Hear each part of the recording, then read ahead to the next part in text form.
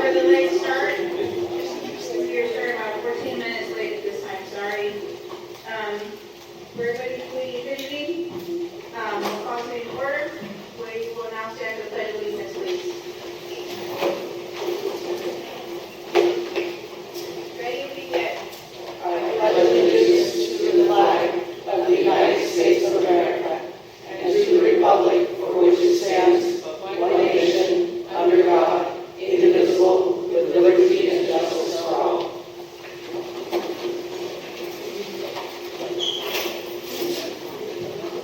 Thank you. We will now report public report of action taken in closed section. OUSD Public Employee Appointments, Principals, Director, and Executive Director, Government Code 54956.95. The board voted and approved the following appointments. Natalie Daniels as principal of Martin Luther King School. Nicole Hendricks.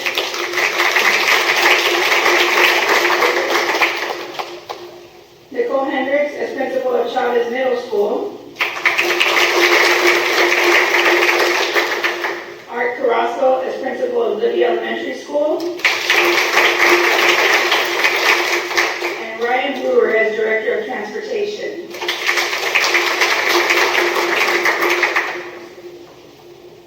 Upon approval of the action item 7A, new job description, Executive Director of Special Education, the board has appointed Dr. Deborah Montoya as Executive Director of Special Education. At this point, I'd ask to call for approval of the agenda. I call for a motion, please. I'll make the motion. I'll second. I have a first and a second. All those in favor say aye. Aye. Thank you. Motion passes. We'll go for a superintendent report at this time. Thank you. So for my report tonight, I created just a short slide deck because there was so much to read on the accomplishments. And for the first slide, this literally is just El Camino High School's domination of athletics this year. So congratulations, El Camino. So many league championships, incredible work. So to the coaches and the students and the parents, guardians, and caregivers who inspire these athletes, congratulations. On the next page is Oceanside High School's domination of athletics this year. Ending the year with the CIF championship for girls softball. So shout out to all the coaches, athletes, parents, caregivers, and guardians who contribute to the success of our athletes. And on the next page is, and this isn't by any stretch all of the accomplishments. This is just the big ticket accomplishments of OUSD this year, topped by El Camino High School as a California Distinguished School. You can see several awards and honors that our schools have received, individuals received. And just today, Trustee Eleanor Evans was awarded by Supervisor Jim Desmond as County Community Activist Awardee of the Year. So congratulations, Eleanor. And you can see that we've had several other individuals and departments recognized throughout the year. And it's just been a joy to finish the school year. We attended together all of the graduation ceremonies. We attended the adult transition program graduation, various events, honors choir, the CTE exhibition, the annual retiree reception, and again, with the ending of our students and their graduation ceremonies, which were filled with just so much joy. And we have students going to MIT, Stanford, the UCs, the Cal States, and various other private schools. So I just want to congratulate all of our educators that have contributed to the success of our students. It was just really demonstrated last week at graduation. So thank you to everyone who contributes to the success of our students. Thank you. I will follow with that because I know a big part of that is to our families and everybody in the community because, again, it takes a village. And there is no way that the things that went on in this community happen without everybody just going out and cheering the students on and being there, because a lot of it was out of town and a lot of it was in town, but there was always somebody there to celebrate our students. So thank you for everybody just always being there to cheer them on, whether it was for the academics, whether it was for the sports, for everything that we did. Even so when we did our El Camino, for when El Camino won their Distinguished School Award, like even the teachers were all out there to celebrate that part of it and to be a part of it and to see just all the work that they had done and to celebrate that with them. That was an honor for myself and I wanted to be there with that. So again, just thank you everybody for being there. I know that the graduations were amazing at all of our school sites, even the promotions at our elementary levels and middle school levels. Those are amazing to see the family and the work and the celebrations that they had within those school sites, to be able to know that their students had just done such amazing work. And just when we're able to, as we go forward in this meeting, there's a lot to see that the schools have done. So I want to thank all of our staff, our administrators, our cabinet, our board, because it's been a lot. It's been a long year. It's been a very fast year. For whatever reason, it seems like it's flown by. So thank you to everyone, because it's been everybody participating and being there and working above and beyond. So thank you. And we'll move to Nancy. Thank you. Yeah, I just wanted to highlight that it was so inspirational to get to hear all of the speakers at the graduation, because every single student speaker highlighted the lessons and the motivation that they gained and all the knowledge they gained from the staff that worked there. They talked about their teachers, they talked about their coaches, they talked about their counselors, they talked about all the classified staff who were behind them, and so that just goes to show that all the work that everybody is putting in, the students are taking those lessons with them into the real world. And so thank you all for all you do for our students, and the work will continue next year after we take a little break this summer. So I hope everyone is doing something fun to relax and recharge to get ready for the next school year. I'll move to Mike. I participated in many of the activities that the folks did here. I participated in many of the activities, including all the graduations that was mentioned. It's been a wonderful year, and I gave my report to Ann, and you can read it next month's minutes. Thank you. Eleanor. Thank you. I just want to say congratulations and best wishes to the class of 2024. You guys absolutely rock. And congratulations and best wishes to our 2024 retirees. And the event that went to honor those folks was absolutely fantastic. Staff, you were wonderful. And I also would like to again congratulate Mrs. Vicki Gavlin for being selected as the Administrator of the Year by AXA, as well as the California School Board Association. And to everyone who will be going in a different path, a different direction, and not returning to Oceanside, we really do wish you well. This week I had the opportunity to meet with the school district who's struggling, and one of the things that I did, they're struggling in terms of their bond. I presented to San Diego Taxpayer Association, as well as just the fact that doing spreadsheets, et cetera. So I was able to use our Measure W as a model in terms of what is expected, what is needed in terms of them being able to be accepted, and receive the kind of evaluation or display the clarity and transparency that is needed whenever you have a school bond. Okay. I did attend CTA State College. Sorry about that.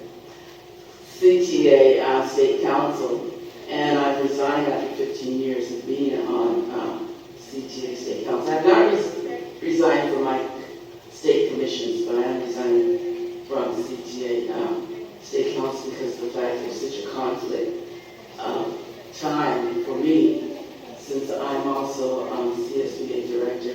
So, kind of breaks my heart, but I'm really excited about moving forward on the position. Okay. In regards to CSBA, we are focusing very much on protecting Prop 98. For those of you who may not be aware, Prop 98 is the basement funding for our schools. And I know the governor and his own wisdom seems to think that he has access to those funds, since he managed to mismanage his situation. However, we've been very emphatic with the fact that, the California Constitution and the Ed Code protects Prop 98, and it's not something that the government can just come and, take those funds from us, okay?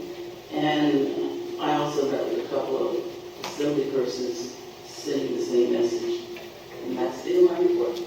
Thank you. Thank you. Stacey?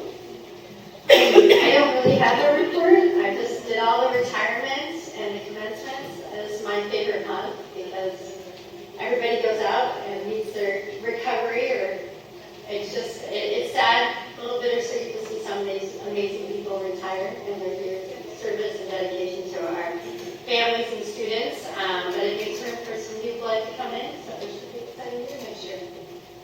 Thanks. Thank you. And we will now invite forward CSCA, chapter number 370.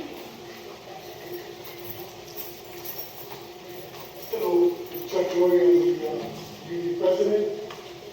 This is Marissa Roberts, she's the first vice president.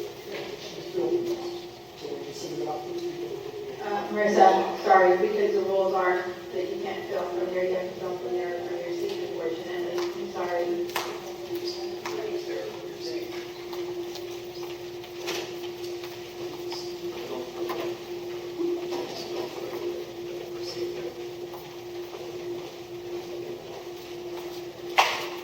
Sorry about that. Next slide, please. So we got together and we're working with the human resources on updating our job descriptions. And right now for this moment, we're like 26. So I also told Jody we won't do this again. We need to keep up to date. This is tiring, nerve-wracking. A few of them, next slide, a few of them that we're on are bus drivers, dispatchers, mechanics. I didn't know we had so many different types of mechanics, but these are just a few. Most of the ones custodial and maintenance are not listed. So we're going to work with Todd to set a goal that we do. Next slide, please. We do a certain amount each year, which is what we're supposed to be doing, and somewhere we fail to do it. So we're working with that. Not get behind like 10 years, 15 years, so we stay up on it. Next slide, please. So we were busy, we had 17 seniors applying for scholarships, and we don't have the budget to support 17. So we picked the top 4, and we did the Ken Chavez Memorial Scholarship. So one went to Surfside Academy, 2 went to El Camino, and 1 went to Oceanside. And they each got $500, which for us, that was pretty good. And the criteria for that is we had to be part of the union. We want to make sure everybody understood we defend ourselves, we protect ourselves, we reward ourselves. And yeah, 500 isn't much, but is better than nothing. When you have nothing, 500 is a lot. Next slide. Each scholars are eligible to receive their scholarship in the fall once they enroll. So we just don't give it to you. You've got to come back and show us that you actually enrolled in a college and you want to go to that college. Then we give you the money. Next. This one here. So each scholarship is worth $500, and this should cover some of their expenses. I was on that slide. So this is what the presenter and Marissa went out and presented. That's what the scholarship certificate looked like.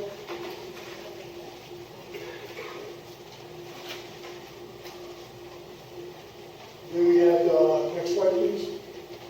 We had the classified employees week, and we had our normal chapter meeting, and at that chapter meeting we brought pizza, which was donated by School First Federal Credit Union, and we had pizza, sodas, giveaways, everything we did to help them out. We had to do it at our chapter meeting because we're so spread out. We had thought about going to other places, and I didn't want to get caught in anything that I'd be taking hours off here all over the place. So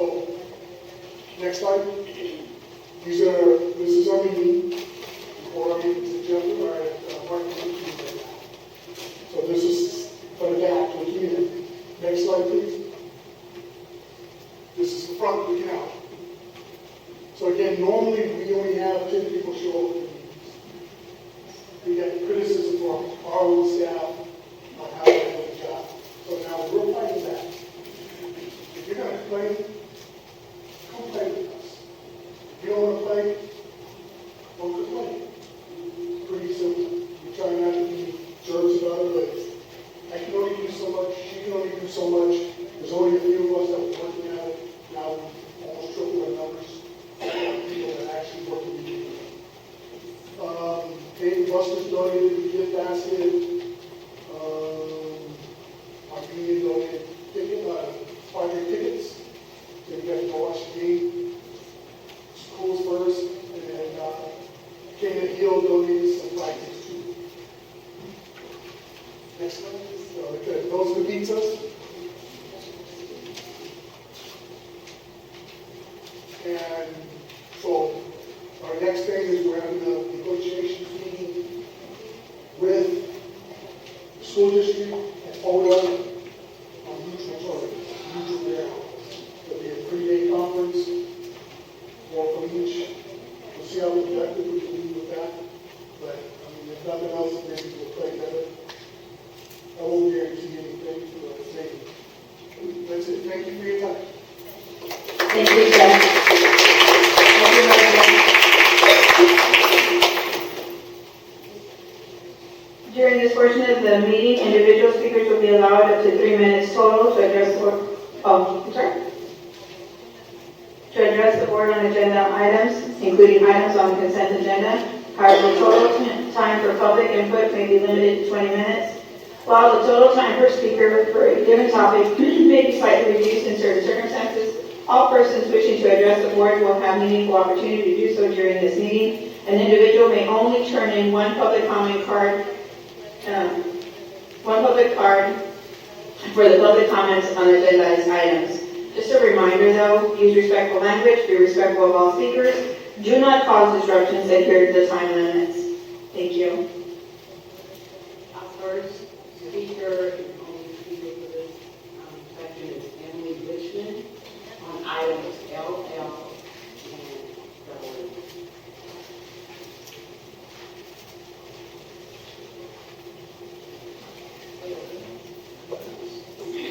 Today I'm speaking on consent items L and M, your I-ready contracts that you'll be approving. It said that it started your I-ready 2019-2020 school year. So by now your staff should be able to use this very effectively. And in MM, you're doing the assessment, which I feel is critical. And to do that, and to see that, in which it's fact that you as a board can look to see if you're getting your money's worth, and if the taxpayers are getting their money's worth also. And it's also a great tool to look back on, and so that you can follow students to prepare themselves to ensure academic progress in reading and in math. I look at some of the accomplishments of our students in the athletics, and I also often wonder why especially first-generation Latinos that I've come across the last couple of years, they're really dismayed that their kids don't know the multiplication tables.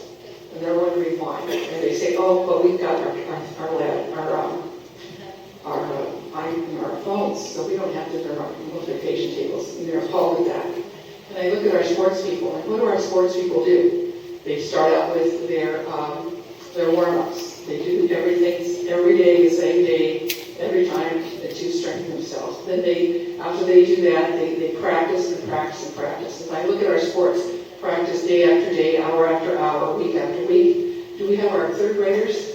How much do they practice their timetables? How much our fourth graders do their timetables? How about their math? How about their reading? Do they have to do them over and over? When I was on the board, they told me, oh, we don't want to do drill and kill. Poor kids. No, we don't want to do that. What about our athletes? They do that. Time in and time out. And they get results. Also, when I looked at the assessment for the I-ready, I was very interested in it, and I reached out to Kenneth Hirsch, who was Associate Superintendent here in Oceanside, and he's now Superintendent of West Contra Costa Unified School District, and he's had good results with his I-ready, and he said he meets with the school board 3 times a year when the assessments comes out, and he sits with them and looks and goes through it with them.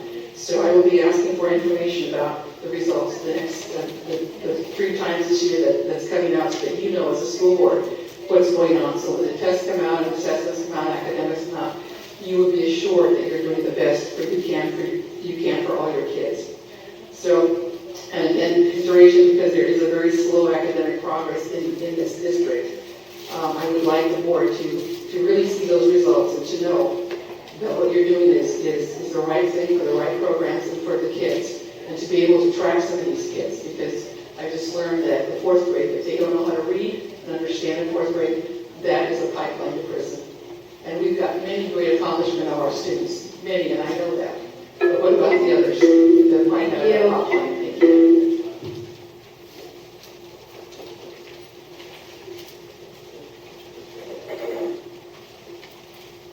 At this time, I call for the vote on general consent agenda. I call for a motion. Move approval. I have a first and a second. All those in favor say aye. Aye. Thank you, motion passes. This one we'll move to presentations, safety enhancement pilot.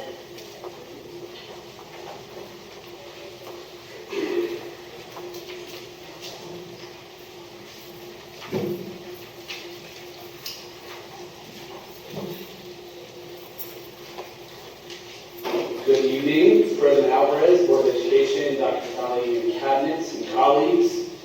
My name is Dr. Jordy Sparks, and I am sharing with you tonight some updates on our safety enhancement pilot project, which we began at 2 of our schools this year. And joining me this evening are 3 folks who will be sharing on behalf of their own schools. We have Andrew Stage, who is an elementary school teacher, Brittany Barty, who is a middle school teacher, and Liz Hartman, who is an elementary office assistant. So all 3 will be joining me in a few moments to share their perspective and feedback on the safety enhancement pilot as well. On October 10th of this past year, the Board of Education approved the use of bond funds to support safety enhancement across OUSD schools, and they asked staff to identify 2 schools to pilot for these safety enhancement projects. During the month of November, district representatives attended the UPass Summit at Auto Enhancement to learn more about safety enhancement tools and to identify sites and proposed timelines. And then during the month of December, we met with principals of pilot schools that were identified. We also met with the district implementation team, including student supports, the bond team, instructional technology, our superintendent, and principals. During the week of 12-18, we conducted a site walk with district teams and audio enhancement and their audio enhancement and safety enhancement teams. And during January through March, we held staff meetings at schools, and we worked on the install and trainings with this safety enhancement project. Finally, in April, we launched our pilot coming back from spring break. And we're wrapping up that pilot now, which we're going to share some information with you all about this evening. So as I said, these were used with Measure W funds. This safety enhancement project was done with Measure W funds. Our intent with this pilot was to enhance safety measures at sites through the use of classroom cameras, enhance capabilities for teachers and staff to secure support in case of emergency or based on need, and to identify ways in which products that we add to our schools can integrate with other state-of-the-art features included but not limited to exterior cameras, door and entry improvements, and communication tools within schools and to local authorities. Additionally, we wanted to pilot products that included instructional benefits for students and teachers, such as the cameras, microphones, and sound system. The identified system, which we piloted, was called the Signal Alert for Education, or SAFE system, because we love acronyms, which included all the components previously mentioned, and it consists of the following components which you see here on the screen. A camera that was installed in the classroom, a kiosk, which are available in the front office, an alert box that sits on the side of the classroom wall, and also the rest buttons, but also that serve the dual purpose of a microphone that teachers and staff can wear as a lanyard around their neck.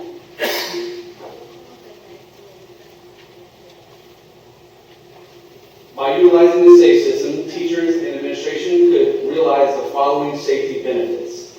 They could use discrete alerts, they could have quick response in case of need, and they could request medical help, and also send instant alerts from anywhere on the campus, which is what the white tracking boxes on the side of the walls will be used for.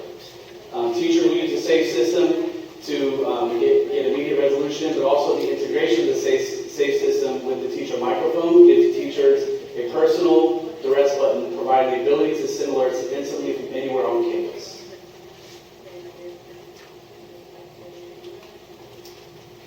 Here's a picture of the microphone that was used by teachers in the classroom, and in this portion, what we emphasized here was that the educator, the teacher, and the They can determine when their mic is on, when the mic is off. Technically, we hope that mics are on at all times because it increases safety enhancement and benefits in the room. But this is also a way which I'll demonstrate how teachers can activate cameras in classrooms as well to be used for any purpose, whether safety or instructional.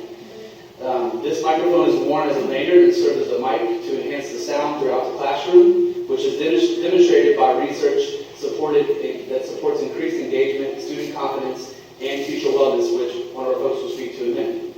And it also serves as a safety tool in that if a teacher utilizes the buttons on both sides of the device, an alert reaches the front office, activates the classroom camera, and notifies administration that support is needed. At that point, admin can determine if additional help is needed. Safe alerts can be triggered a few different ways in the SAFE system. The most common triggering method is the discrete teacher microphone, which again is on the lanyard. To trigger a discrete safe alert, the user must push the two buttons on the side of their teacher microphone in the classroom. The teacher will notice that the receiver will light up on the wall, will change all red, and then give a visual cue once they know that help can reach the office and that help is on the way.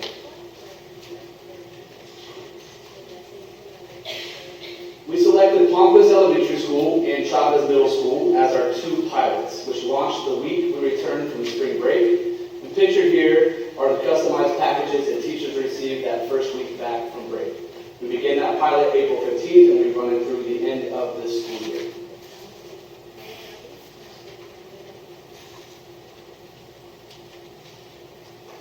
Due to the immediate and ongoing support that OUSD received from their partners support team, teachers and staff were able to begin using the microphones for themselves and students immediately. In addition to that first week of support, the customer service team returned in May to continue to support teacher and staff use of the microphones and cameras, as well as to address any technical issues. Throughout this period of the pilot, we collected feedback on an ongoing basis from staff of pilot schools through a survey. And finally, 4 virtual office hours opportunities were provided to staff who wanted to learn more about how to use the camera function for instructional purposes. This wasn't a mandate initially, but we wanted to make sure folks had access to that sort of training should that be something they wanted to try both at the end of the year or going into next year. So at this point, I'd like to bring some of my colleagues up to hear directly from them just how things have gone. And so we'll start with Brittany Barton, who's a middle school teacher here at Chavez.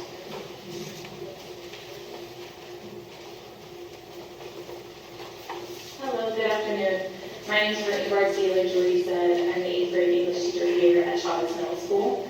Tonight I want to share with you my experience of using the audio enhancement tools for the last few months of school. I'm a person that's always eager to explore new technology, especially when it comes to education. So diving into these tools was a really exciting opportunity for me because I love staying current. I think it's essential for us as well as our students. But I'll be honest, when the cameras first went up in my classroom, I couldn't really shake that big brother feeling. It was a bit unnerving to have what felt like an eye in the sky watching over us. And I think a lot of students had that, or students and teachers have that reservation as well. In spite of those reservations, I approached it with an open mind, and I've been eager to learn more and try it out. Initially, I was most enthusiastic about the potential for using the recording feature to capture my own instruction to kind of guide me in my practice.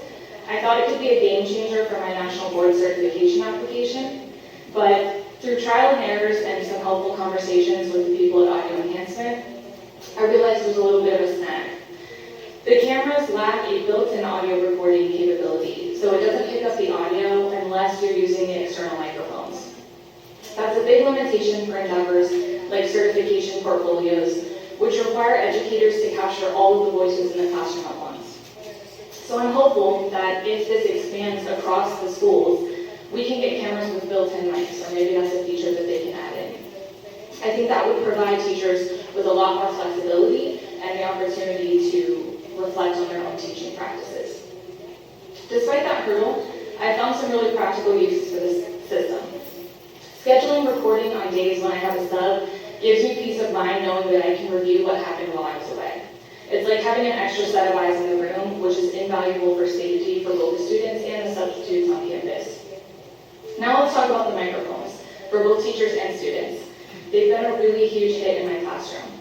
Before, I was using the Red Cat system, but this audio enhancement offers a far superior distribution. I love that everyone can hear clearly, no matter where they're sitting, not just the students grouped around one speaker.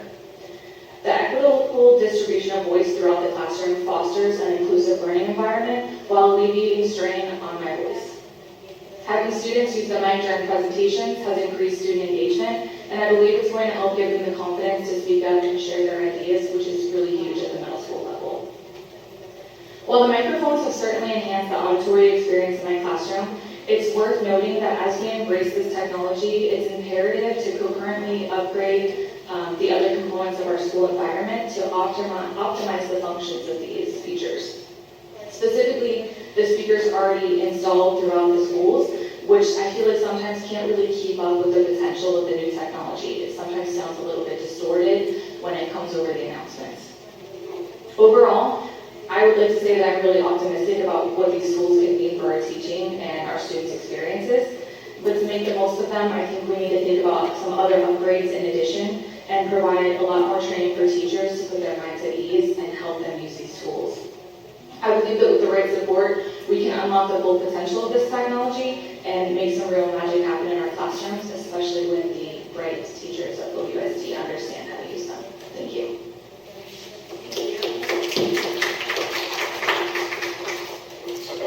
Thank you, Ms. Barty. I'd like to welcome up now Ms. Hartman, who's an elementary office assistant. Everybody's doing well tonight. I'm representing the whole office team that I'm talking today, and we are so honored to be a pilot school. I'm really excited about this program, not just for safety, but also for education. We had the audio enhancement training team come in. They were wonderful, Kevin and Nathan. We did a 2-hour training, which was easy to follow, and we learned a lot. I'm not very techy. I can control C, control V, that's about it. But they came to our school, sat down, did one-on-one with us if they had any questions. Any of the teachers had any questions, and were available on Zoom, email, telephone call if we had any questions. So the customer service was absolutely excellent. The majority of the time in the office, we use this system for announcements, we use it for all calls, parents picking up their kids, somebody dropped off lunch, come pick up your lunch, things like that. Fortunately, we have not had to use it for any type of emergencies. We have ran a couple drills because if we do have an emergency, we want to make sure we are ready. So we did a few drills. The sound that comes out of that kiosk, you can't miss it. It's very, very loud. It gives us the opportunity to look visually and see if it's an emergency that we need to call 911 about. We need to get the health tech out there with a wheelchair. If there was an emergency in the classroom or outside the classroom. Outside the classroom, it uses the boxes or the technology inside the classroom to track where you're at. So that's kind of nice. You could be out on the field, an emergency happens, it will grab the closest device and make the announcement. When we look at it, the kiosk is easy to follow. It has instructions. We can end the emergency if we feel we need to end, call 911 from the kiosk.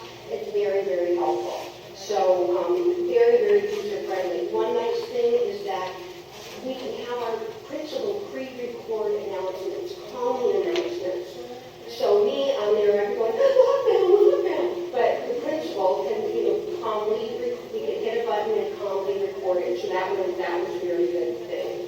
Another features we like, we can personalize the sound system in each classroom. Our old system, I had to, once I make announcements, like our golden tickets announcements or calling in a classroom, I have to remember which classroom I have to whisper into the telephone because it would blast them out. Here, our admin secretary can take her laptop, she can to each and every classroom.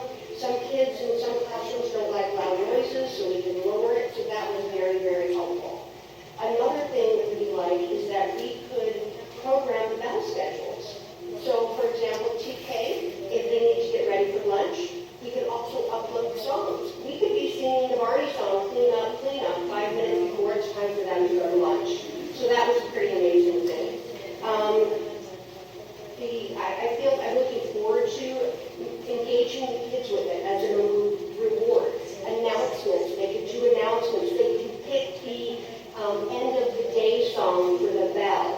we did the schools out for the summer, and instead of having an employee stand there with their phone playing it on the telephone, we were able to upload it, so that was a really neat thing. So unfortunately, it was installed towards the end of the year, so we weren't able to learn all the amazing things that we can do with the system. So we're looking forward to educating ourselves this summer to do more things like that. So we really like the system, we're really happy with it, and we can do a lot of safety, but also fun educational things with it. So, thank you. Thank you. Thank you, Ms. Harper. I'd like to welcome up Mr. Andrew Stage now, who's also a teacher at Office Open. Distinguished board members, thank you very much for listening to us on this subject. When I see audio enhancement, it has two things. The possibility of safety, and what I really like is student engagement. I have noticed since we've implemented this in the classroom, my student engagement has skyrocketed. Before, we have something called author share, we do journal time, and I try to get just a few, just give me 4 kids to come up here and share their journal. Now I have a line out the door. I have to put a timer on my television and say, I'm sorry, you don't have the time to have to move the kids. Oh, they love having that microphone. And I'm not just talking about my rock stars, I'm talking about my students. I'm seeing more engagement from, just below grade level to far below grade level during reading. I never force any kid to read. It's all volunteer basis in my classroom. I will get students who are below level or far below, raising their hands, like willing to come out and decode in front of everyone. It's just showing the courage. I've seen that now. When I open the classroom for discussions, again, it's like everyone can, even my students who don't have that voice projection yet, right? They're heard in the back of the classroom. Just to give you like a fly on the wall, one particular project, we did women's history. We did a women's history project where the kids were the experts. They chose their women leader, and they had to come up and make a presentation, and they had their speaker, their microphone, and even the most timid speakers can reach every single one out there. And when they asked me, what does this quote mean, they passed the microphone around and had great discussions. So I'm just going to conclude with, I think the possibilities of increasing safety on our campus with this tool are definitely a plus, but hands down, the possibility of student engagement across the board, from the rock stars to those who aren't the rock stars yet, like I'm seeing it. I have to like put the timer up. We're done. It's too much. I'd love to sit here if we had plenty of time to listen to everyone. They want to talk more and read more. So thank you for your consideration. I think with more teacher training on this, and if you roll it out to more sites, you're going to see definitely a jump in student engagement. And then on a minor note, as a teacher who prides himself on projecting, I used to be in the military, and it's like this technology allows me to have more energy at home because I can whisper. I can read, Roald Dahl, how to whisper. Everyone in the classroom is can hear me. Or when I'm doing small groups and someone that needs to be corrected, I can just turn it on and off to correct them. And when I do need to take a student out of the classroom to do an adult, identify and validate, I can turn it off so no one hears when I'm working on them to get them through whatever challenge and need that they have. So I totally recommend this. Thank you. Thank you.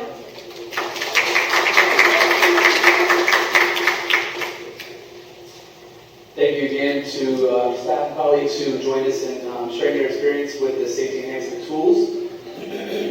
I just included some other feedback that we pulled from the surveys that we shared with both sites during the length of the pilot. And you have some perspectives there from middle school teachers and also elementary teachers and an administrator. And just one other thing I'll note here is a benefit that it has is that the equipment that we bring in to do this type of improvement can integrate with current technology, including phones, intercoms, visitor management systems, and the newly installed security cameras across our campuses that are on the exterior. So there's a lot of opportunities to benefit and complement the safety features that we're already using.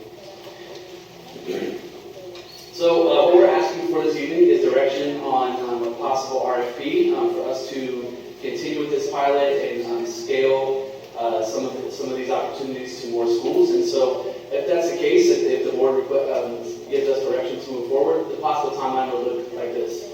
The week of June 17th, an RFP will go out. Typically, that would take about 3 weeks. Around the week of July 8th, we will respond to questions. We have an August 13th board meeting, and bid recommendations for the board would be considered there. Then in September, contracted work would begin, take approximately 12 to 16 months, depending on the scale of the project. And of course, any schools that are currently in modernization, they would have these components as part of their construction package. So that's it for the pilot project and the data we have to share with you, and we're asking for the board to give us direction on a potential RFP. I have a couple of questions. So with regard to this, so if we're sending an RFP out, so it's not going to exactly be the system that they currently are using? With an RFP, we'd be able to put in different measures so that we could evaluate different people coming in. You don't have to just go with lowest bid if you do it that way. We can do an evaluation so we can select who would be the best fit. Or if they are the ones that come in with the best fit, we can select them. And we would write the RFP with all of these components, so any company would have to have all of these existing components. Because I mean, we already piloted this, they're already telling us that this is good, and then if we're going to sell it out to somebody else, my problem is that then is it going to be as good as what they're experiencing?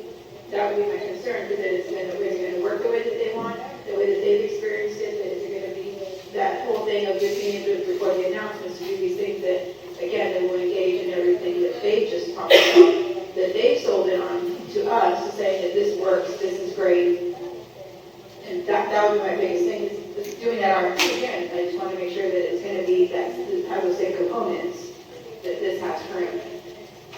Yes, and that's why we wouldn't go for a bid, we do an RFP instead. Yes. And I think part of that RFP process, which is beneficial coming off of this pilot, is everything you heard from the folks tonight and everything that's been said in the surveys that we've collected is, here's what's worked with this, here's what we have suggestions for, recommendations for, and so we can actually put those as part of our RFP as well. Are we going to look into the cameras with the built-in lights? I wrote that down. I don't know what technology exists. What I do know and learning a little bit about the company that we worked with is that they pride themselves on iterating and getting feedback. That's why Jordy collected the feedback and really asked staff to give that feedback, so he could provide that to them so that they would constantly improve their product.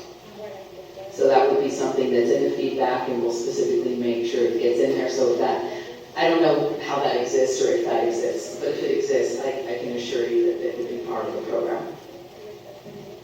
I have a question.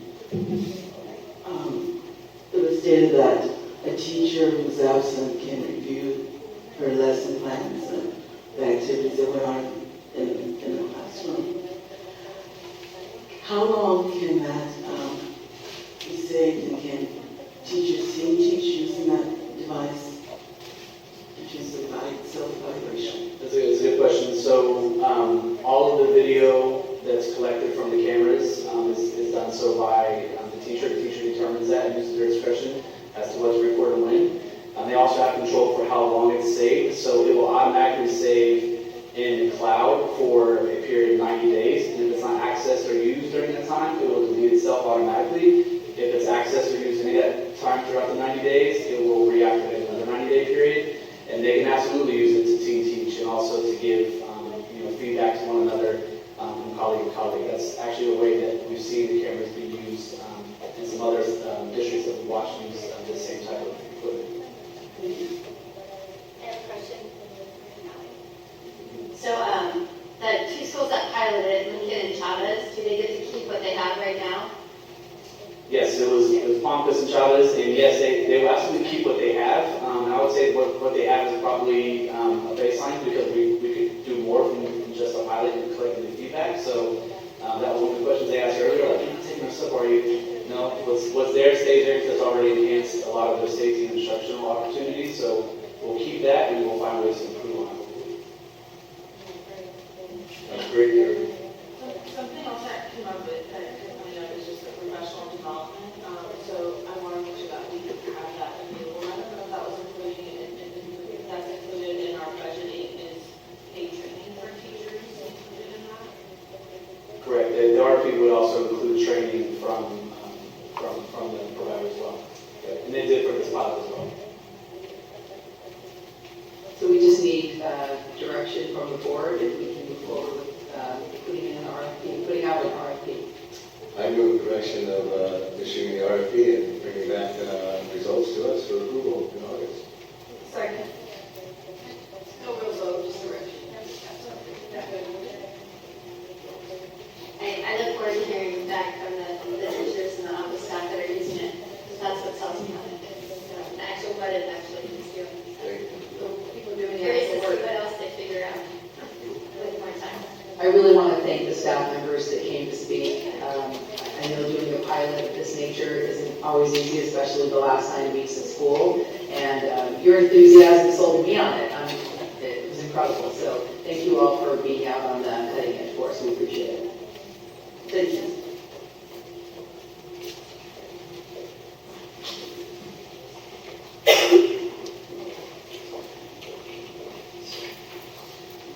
We will now move to, thank you, Dr. Sparks. We will now move to personnel.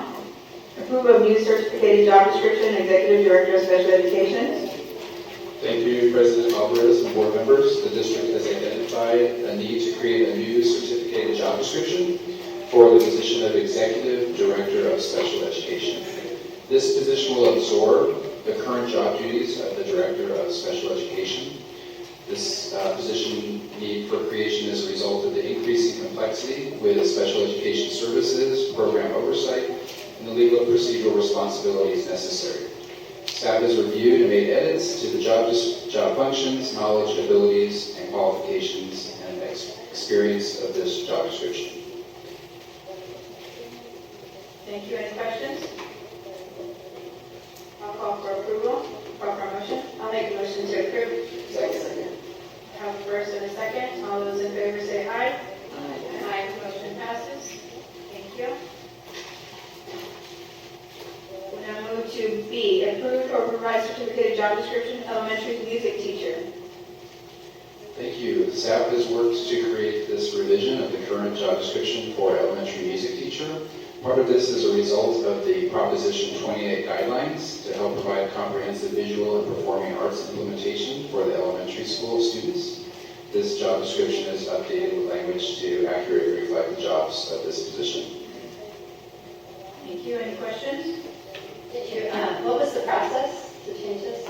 We were able to share this with the music teachers. They provided input with it. We started with 2 for general input to get a baseline of what some of the changes were, and then we reshared it out with the edits that we made to get feedback and incorporated those, and those are reflected in the job description for you. All right, thanks. I'll make a motion to approve. I have a first and a second. All those in favor say aye. Aye. Thank you. Motion passes. We move to C, English learner authorization for teachers.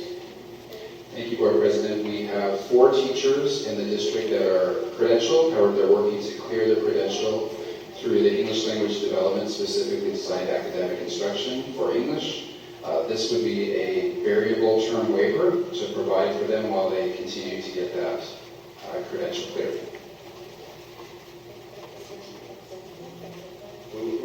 I'll second. I have a first and a second. Any questions? All those in favor say aye. Aye. Thank you. Motion passes. We move to 8, curriculum and instruction. A presentation is at 6:04. Public hearing, local control and accountability plan.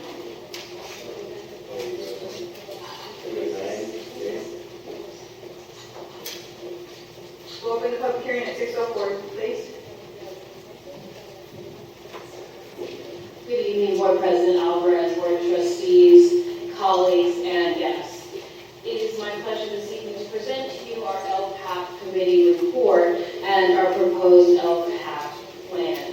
Tonight, we will be presenting to you the vision that we have, metrics on what we are doing in the future, and the feedback that we've received from our community. Presenting with me will be Dr. Montoya and Dr. Smedley, and we will be able to share with you a lot of insight about what's been happening in our district.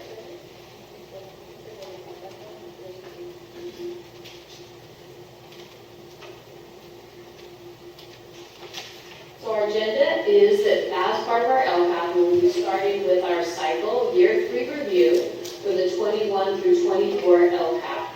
We will also be sharing with you assessment data with our local indicators. We'll be talking about our special education performance and our new LCAP's 3-year cycle from 24 to 27, along with our LCAP committee recommendations. The work on our LCAP always starts and ends with our portrait of the graduate, to make sure that we are really focusing all of our work as an educational institution to make sure that all of our students graduate college and career ready, prepared to be responsible global citizens and ambitious future leaders. At the heart of this is ensuring that all of our work by our system, our adults, are focused on what's best for students and to help improve their outcomes. But before we go on, I would like to share with you a little background on the LCAP. Our LCAP has been with us for over 10 years, since 2014, where we had an adjustment in our local control funding formula. The idea behind this was that we wanted to create a more equitable, have more local control, and to have a continuous improvement cycle for education here in California. This formula allowed us to have a base funding for all students in California, and at the same time provide additional funding for students who have been traditionally underserved, such as students who are experiencing poverty, students who speak languages other than English in their home, and our students who are foster youth. In this process, districts determine how funds are best used to serve students, and student performance indicators are used to guide the work that we do, which are going to be key to making sure that we are achieving our educational outcomes. In addition to that, we want to make sure that we are listening to our educational partners, our parents and caregivers, our community members, our students, and our staff. The Local Control and Accountability Plan, which is a subset of our local control funding formula, is a way that we look at making sure that our goals and actions are aligned with our vision for student achievement. And we want to make sure that the money that we receive is principally directed to support our students who have been traditionally underserved and that have had struggles in meeting high achievement markers. Our background on our LCAP is that the LCAP must have annual goals that align with state priorities for a quality curriculum, highly trained and qualified staff, that we have parent and community engagement, that we have a positive school climate, that we have a diversity of educational opportunities for our students, and that we have quality instructional materials. So we make sure that we have this, and we have specific data points that we examine year to year to see growth over time.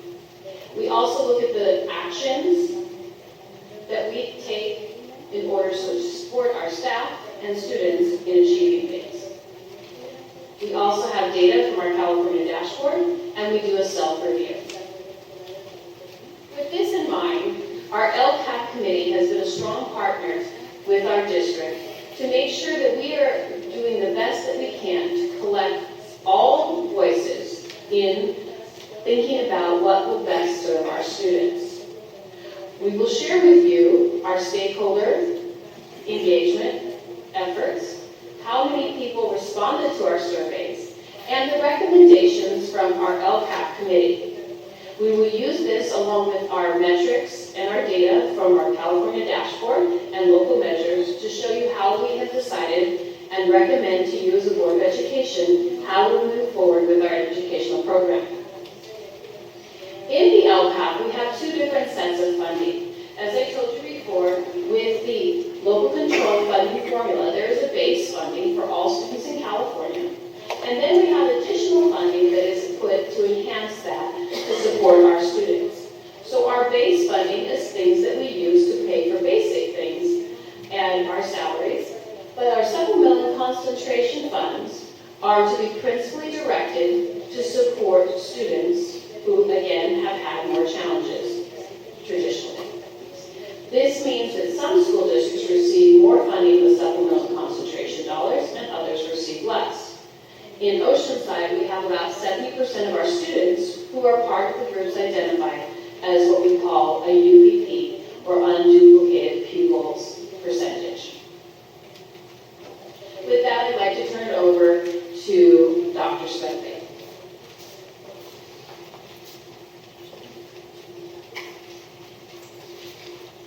All right. What you see in this slide is our LCAP goals we've been working towards through the last 3 years. We have Goal 1, which is our academic advancement. Goal 2, safe and positive learning environments. Goal 3, meaningful family engagement. You'll see Goal 4, which was put in place in 22-23 at the behest of the state to provide additional services and support for our foster youth. In the coming 3-year LCAP cycle, foster youth services will be embedded in Goals 1 through 3 and no longer be a standalone goal. We're now going to move on to our local indicator and self-assessment data. The California State Board of Education has provided local indicators that support the district in self-reflecting and reporting progress within the state priority areas, which we will discuss in the subsequent slides. Human resources, students, staff, and site administrators provided our self-reflection data. Regarding Priority 1, OUSD was able to meet all requirements of having appropriately assigned teachers, access to instructional materials, and safe, clean, and functioning school facilities. We are 100% compliant in this area. What you will see reflected in this slide is Priority 2, implementation of academic state standards. You will see under a broad course of study several content areas. For example, ELA and ELD. In our self-reflection, we scored a 3 or higher in professional learning and instructional materials, except for the new generation science standards. This area scored a 2, beginning development. This was due to the recent adoption of a new science curriculum called Lab Aids. This slide reflects Priority 3, parent-caregiver engagement. Within this priority, we scored 4 in all areas: building relationships with families, building partnerships for student outcomes, and seeking input for decision-making. Within one subcategory of building relationships with families and building capacity in staff, we scored a 3, initial implementation. To move the needle on this category, we are looking to further utilize the community school strategy to increase and model engagement for our parent and caregiver families. Priority 6 is on school climate. Here you will see 2 key categories of self-reflection. I feel safe at school, and I like coming to school, to address safety and school connectedness. This data highlights our unduplicated student groups, low socioeconomic, multilingual learners, and foster youth, our key focus groups in the upcoming LCAP cycle. Regarding the secondary survey data, we have been conducting empathy interviews with student groups. Middle schools have been working with the county in their Aspire program to build a stronger sense of belonging on campus. And high schools have been working with SD 9UP through the county to strengthen the 9th grade experience. Additionally, for the 24-25 school year, advisory periods will be incorporated at all secondary sites to strengthen relationships and connectedness. Priority 7 addresses a student's access to a broad course of study. On the right-hand side, you will see what a broad course of study might look like throughout our system. On the left-hand side, you will see our 2023 cohort graduation rates. You'll notice at this table that some student groups are graduating at lower rates, which concerns us. We have thought deeply about this and will share our thoughts and approaches later in the presentation.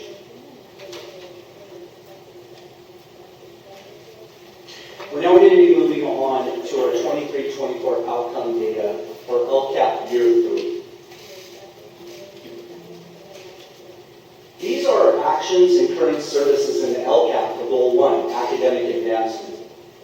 I'd like to point out that our career technical education has grown to 12 pathways and covers 11 industry sectors, culminating in our CTE showcase this past month, where 272 students were awarded a certificate of pathway completion. We also have more dual enrollment opportunities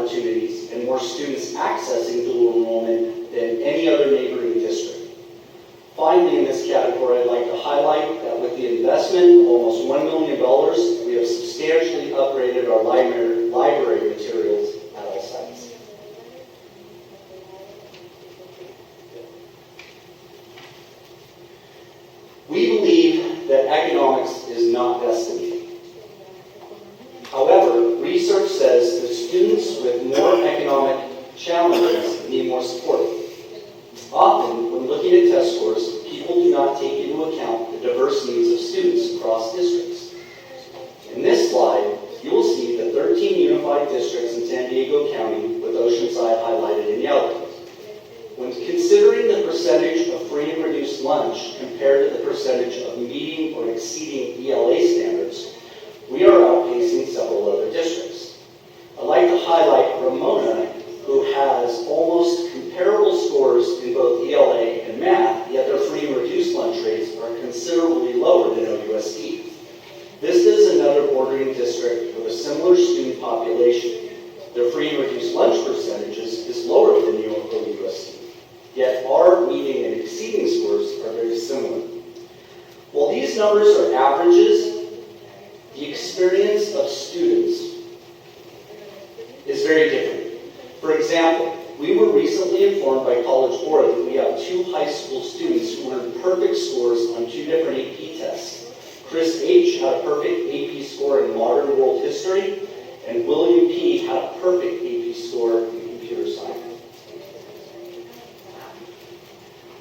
Our OUSD graduation rates have been fairly consistent over time, with a small dip during COVID. But our graduation rates have gone up since then. Also, we have had a nice growth in A through G completion from 2022 to 2023, and we look to continue that upward trend when we receive all of that data this summer. As you can see, the OUSD graduation rate is slightly above the state average. This is not where we want to stay, though. Through our targeted work on implementing our instructional materials, improving leadership skills, and enhancing teacher instructional skills, we expect our graduation rates to continue to grow. We are ahead, and we want to continue to improve. Turn it over to Dr. One of the things that we are very committed to is local measures of student growth. On this slide, you'll see our iReady assessment tool results for reading and language arts. So what you can see here on the right is our spring assessment. This was at the beginning of the year in fall. Overall, from kindergarten through 8th grade, we had a 22% improvement from the fall to the spring of students who are meeting or exceeding the target of the fall of 23 to the spring of 24, where in many cases we are doubling and tripling the percentage of students who are meeting or exceeding the standard for reading and language arts as measured by iReady. When we look at our middle school scores, we see that there is more modest growth there. However, there is growth over time where more students are actually becoming more proficient over time. In addition to this, we're very proud of the fact that when we look at iReady at the beginning of the year, the system projects for us how much growth our students will achieve over time.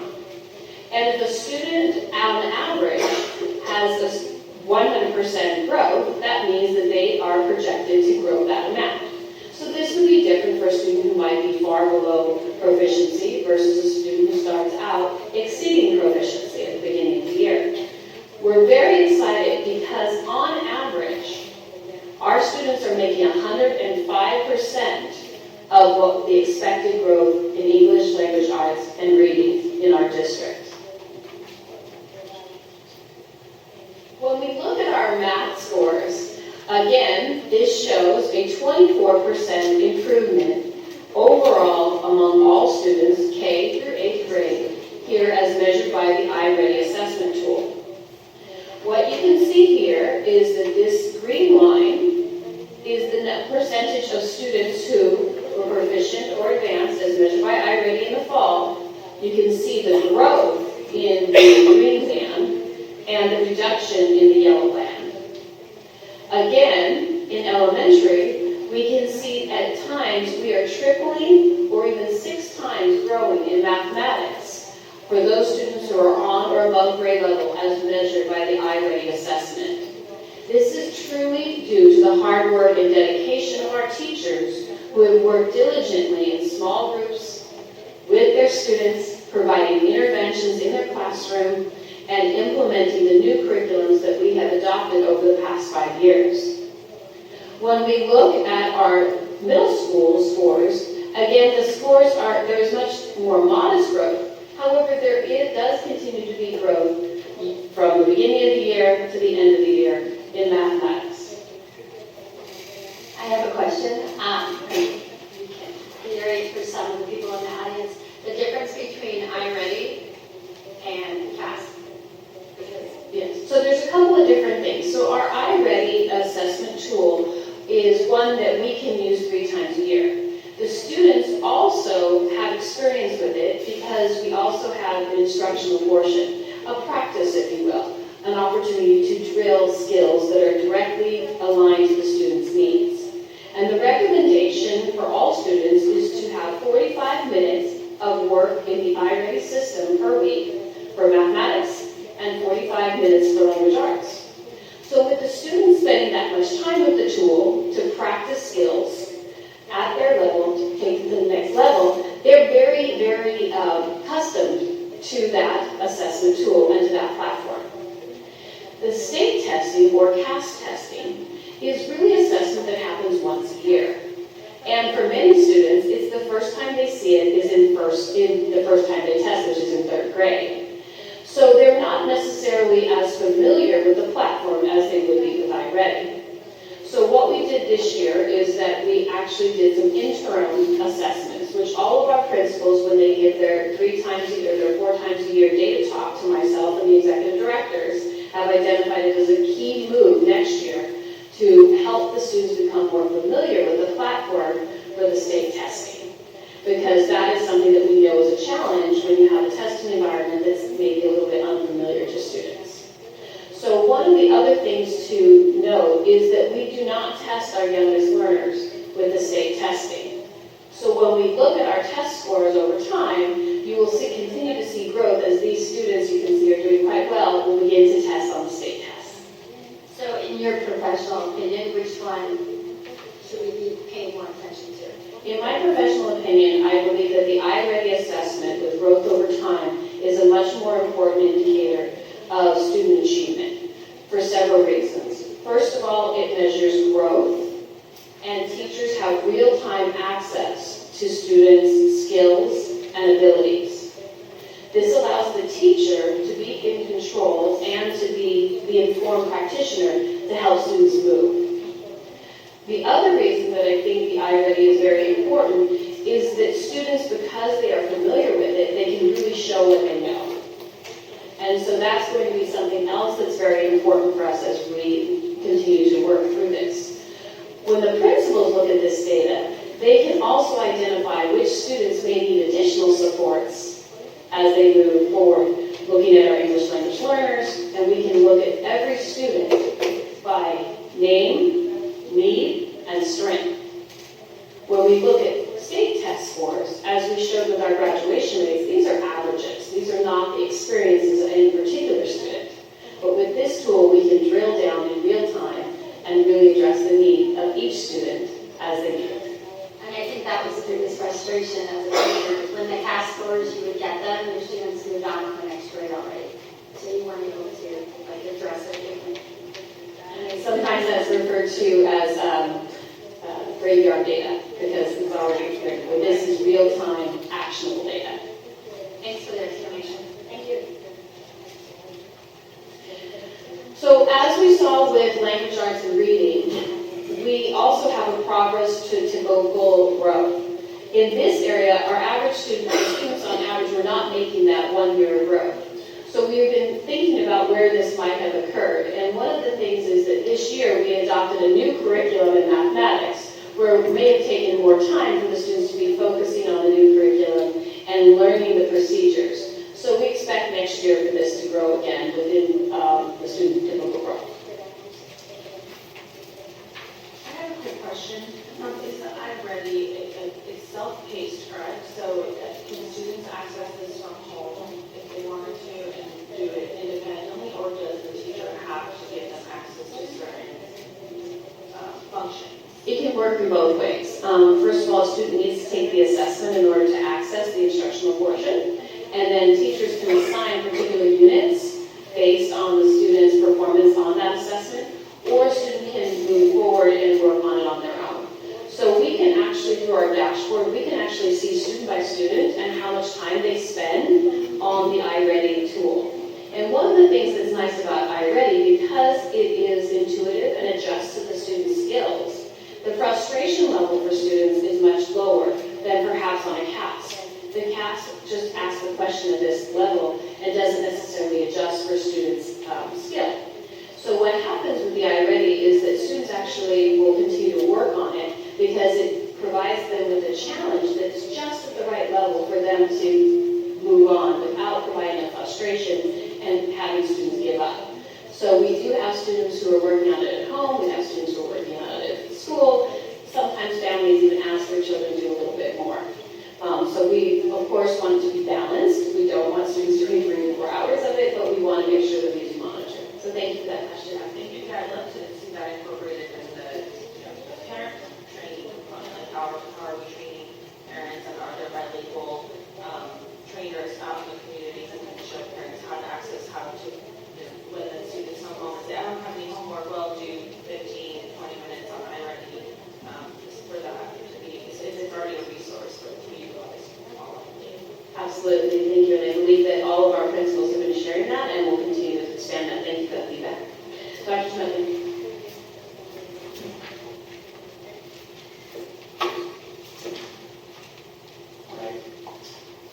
For this slide, you can see that we have 289 multilingual learners who reclassified. That constitutes 15.3% of our MLL overall population being reclassified. Now, to put this into some context, the last publicly reported year for reclassification data was 2020, 2021, and at that point, San Diego County was at 9.4 reclassification. As you can see, we've made some substantial gains with that, and we want to continue as we move forward. These are our current actions and services in the LCAP for Goal 2, positive learning environments. While we will continue working on what we've been doing, I want to highlight some of the new and enhanced programs. This year we had an e-bike training for secondary sites. We have Standing Together Against Bullying and Threats, our new anti-bullying program. We have safety cameras at sites and fentanyl education from San Diego DA's office at all secondary sites. In this slide, you will see what we call our mental health and wellness ecosystem, which shows how we are supporting students' social and emotional health. I would like to specifically call out the excellent work of our counselors who have logged over 3,000 sessions with students and provided over 725 referrals to families for extra support this year. Here we have our actions and current services in the LCAP for Goal 3, family and community engagement. For example, all sites have a weekly online newsletter for their particular communities, and our social media presence has been very strong this year. I would also like to highlight the work of our community schools, where there have been 314 family and community members participating in professional engagement through workshop and volunteer opportunities this year. This data depicts the strong work of our community schools and their impact on families and their communities. Here we have our action and current services in the LCAP for Goal 4, Foster Youth. This goal was added in 22-23 based on state requirements. I'd like to call out the strong work of the District Foster and Homeless Liaison and her team who support our students experiencing homelessness and students in foster care. As the data shows, our foster students made gains in attendance and social emotional competencies over this past year, and we look to continue these strong trends as we move into the future. I'd like to turn it over to Dr. Montoya for our next slide.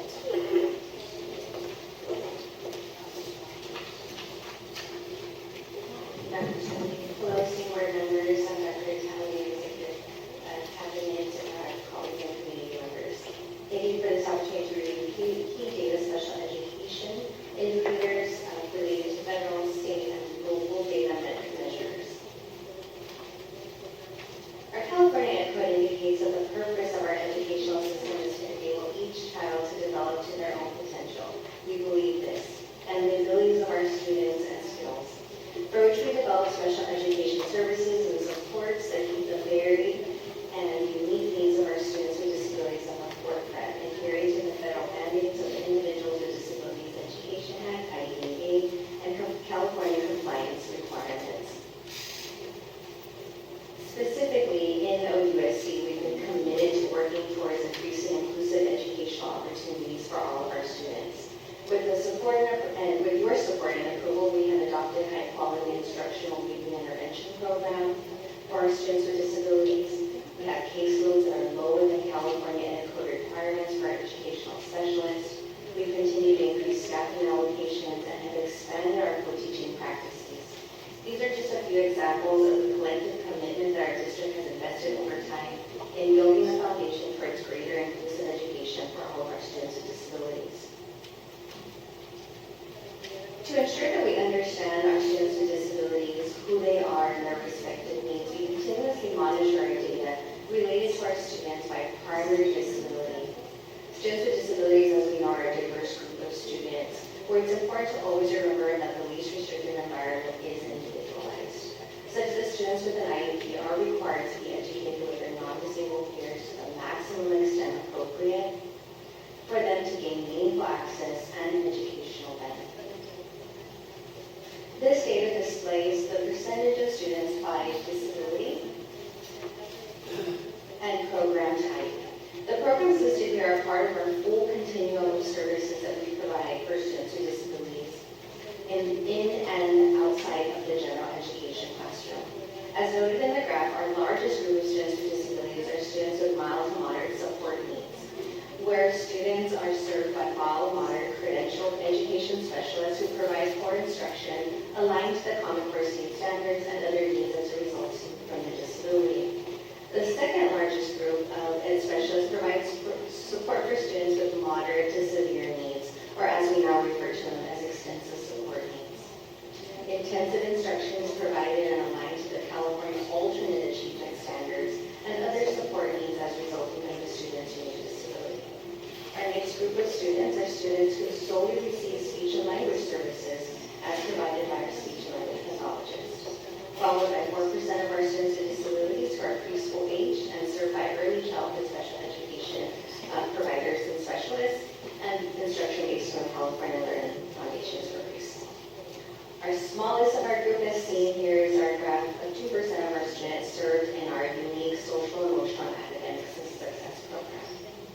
In addition, depending on students' respective IEPs, students with disabilities also have access and support provided by our speech and language pathologists, school psychologists, adaptive physical education teachers, occupational therapists, physical therapists, school nurses, low-incident service providers, general education teachers, and programs available to all students. So as you can see, it truly is a team of educators, support providers, administrators, and families of our students that assist us in helping our students demonstrate progress, build independence, and achieve their respective goals.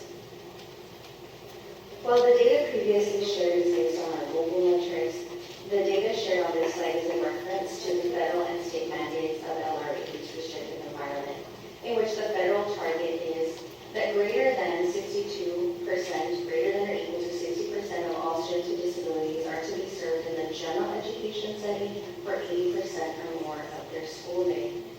This graph demonstrates that percentage of all students with disabilities who participate in the general education environment, the LRA, for 80% or more of their school day.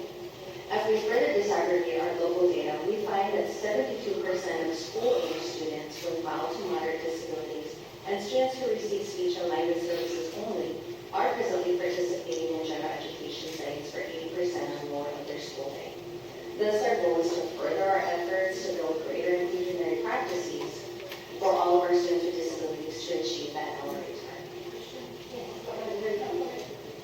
I had a question when you talked about local data. What percentage of our students with disabilities are also considered unduplicated people?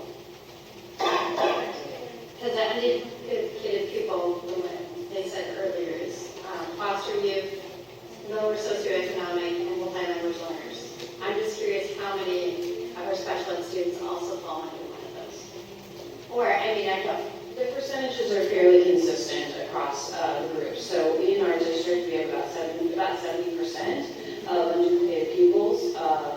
And then when we look at our special education population, it's maybe 72, 73. It's a nominal difference. It's not much higher. That's always a question we wonder. We want to make sure that we're not over-identifying students who have other challenges, but we're really making sure that we're really looking at true disabilities rather than environmental factors. And I look at it as the students need all that support that we want to keep good people, and on top of that, need special ed services. So we want them to have access to all of it. Absolutely. I agree, Judge, just on that, that we have worked together very nicely with our multilingual learner program and put out guidance to our staff. Monitored our reclass data as well, and had performance on our multilingual learners with disabilities. It just happens to be a passion area for mine to ensure that our students are making good progress. So as we look at our dually identified students who are disabilities and our multilingual learners, that we ensure they're receiving comprehensive equal integrated and designated in addition to their special education services. Thank you. I have a quick question. What is our number of students to specialists like the speech and language services? What's the student to? So for speech and language pathologists, we do have a district average. It may fluctuate and also based, we also have OUSD caps on our caseloads. So our preschool, we're at 45, then we have mixed caseloads at 55, and then we have full school age caseloads at 60. Thank you.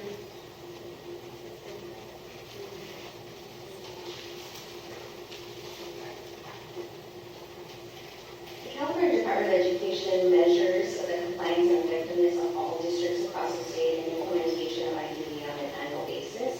The annual performance report is based on each of the state performance plan indicators and programs, which results in 23 compliance indicators. The table we see here is our OUSD annual report. The OUSD is in targeted monitoring, required that our district complete a self-review for our special education programs, along with development of a compliance improvement monitoring plan. The OUSD formed a SIM, which we call Compliance Improvement Plan Committee, which identified key target areas such as indicator 5A, least restrictive environment, as a top priority for our district to work towards improvement. The committee also assisted with the development of the SIM plan in the winter of 2023, and will continue to implement this plan through the spring of 2025. The majority of districts across California are in targeted improvement or self-review monitoring, where only 2 districts are reported to be in that lowest prong of universal monitoring. I have a question. When did we get the 23-24 data? In March. In March. So we are going to get data more or less in the years. Thanks. In order to better understand how we serve our students with disabilities, we also developed additional local indicators to assist us with monitoring participation in the least restrictive environment. For instance, as you see here, for students with mild to moderate needs, they have 100% access to all the programs at each and every one of our school sites to support their needs. While 72% of students with mild to moderate disabilities are in general ed, 80% or more, we continue to strive to improve inclusive practices. Supports for our students with extensive support needs. 90% of our students with extensive support needs are served at their high school of attendance, so we have programs at both of our comprehensive high schools. 88.9% of students with extensive support needs will be served at their school site of residence in the elementary grades. So we've been very clear of ensuring that students are attending programs closest to their home. 66% if they're residing on base, having access again to programs and support providers for extensive support needs. 75% for middle school students. We do have 21 students currently participating in non-public schools or the Nixie North Coastal Academy, specifically designed for students with more social, emotional, and behavioral needs. We also currently do have 4 students who have significant needs above and beyond that which we can provide, so they are provided for in the residential treatment center. Thank you very much for the opportunity.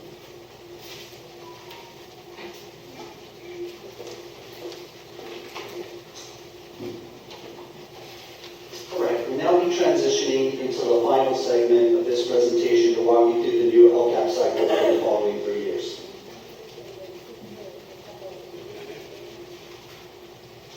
This chart shows the total general purpose revenue that OUSD is expected to receive from all fiscal sources in 2024-2025.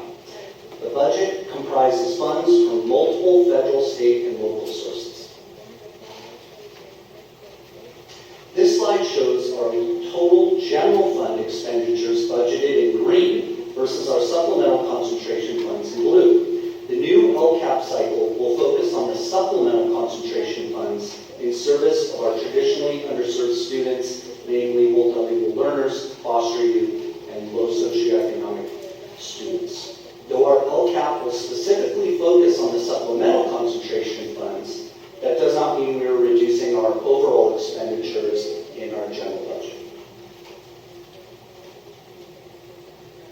In preparation for the new LCAP cycle, the LCAP committee comprised of certificated staff, classified staff, district administrators, and parent caregivers attended 8 meetings, participated in 4 presentations given by experts surrounding our goals. We analyzed data from 5 educational partner surveys and analyzed data from the principal discussions with their educational partners. Here you can see the overall participation was over 12,000 surveys, which is an increase from the 22-23 school year participation rate by almost 2,000 individual surveys. At the final recommendations meeting, after all data had been reviewed, the LCAP committee members were able to build consensus on considerations and recommendations for our OUSD cabinet and our Board of Education. I'd like to turn it over to Dr. Lucky for this.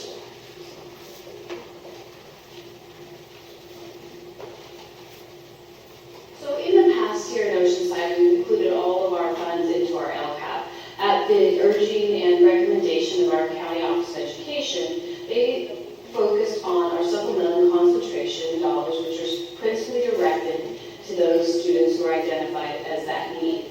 So as we did this work, we also wanted to make sure that we used the LCAP process as a way to have continuous improvement and monitoring within our district. So what was important is that we looked at the survey feedback and the focus group feedback that we received. As part of that, which are part of our base fund priorities, there were 4 things that came to light: cleaning support, intervention teachers, special education supports, and nutrition services. And as we look at these, we see that our community partners are really thinking deeply about what is needed for students and how we can make sure that we serve them to the best of our abilities. One area that we want to talk about is nutritional services. In nutritional services, we know that we always have room to grow, and we do a wonderful job. Annually, we serve almost 3 million meals per year. In 21-22 school year, we had 2,886,248 meals served. The next year, we had an increase of 35,000 meals that following year. And in the difference between last year and this year, there was another additional 50,000 meals served. So over 2 years, we have continued to appeal to our students and serve even more meals, where we now have 80,000 more meals served over 2 years. This is provided by a staff of 80 professionals in our food services. We use local ingredients and produce, and it follows specific nutritional guidelines for proteins, carbohydrates, and fats. One of the things that we have is we also want to make sure that we do a good job of providing a variety of choices for students on any given day. So there is a main entree plus other choices for students. We also know that, at least at my house, on a Friday night with my family, and I say, where are we going for dinner? One person might want pizza, somebody else wants tacos, somebody else wants Chinese. So we know that food taste and preferences is highly subjective, but we continue to work and collect data about what students like the most and what is most nutritious for them. In addition to that, that, we talked about cleaning support. One of the things that we continue to focus on is providing the equipment and training to our custodial staff about how to maintain the cleanliness of a campus. Our principals work very hard to work with the students to make sure that litter and spilled food at lunchtime is cleaned up.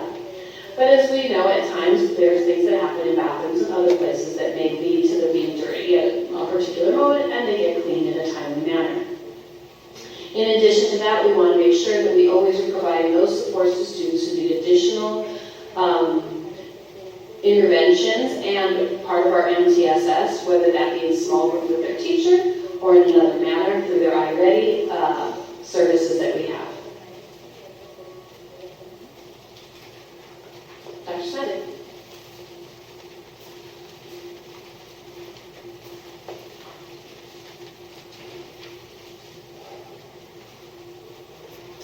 This and the following slides represent the recommendations for the supplemental concentration priorities to support our traditionally underserved student groups.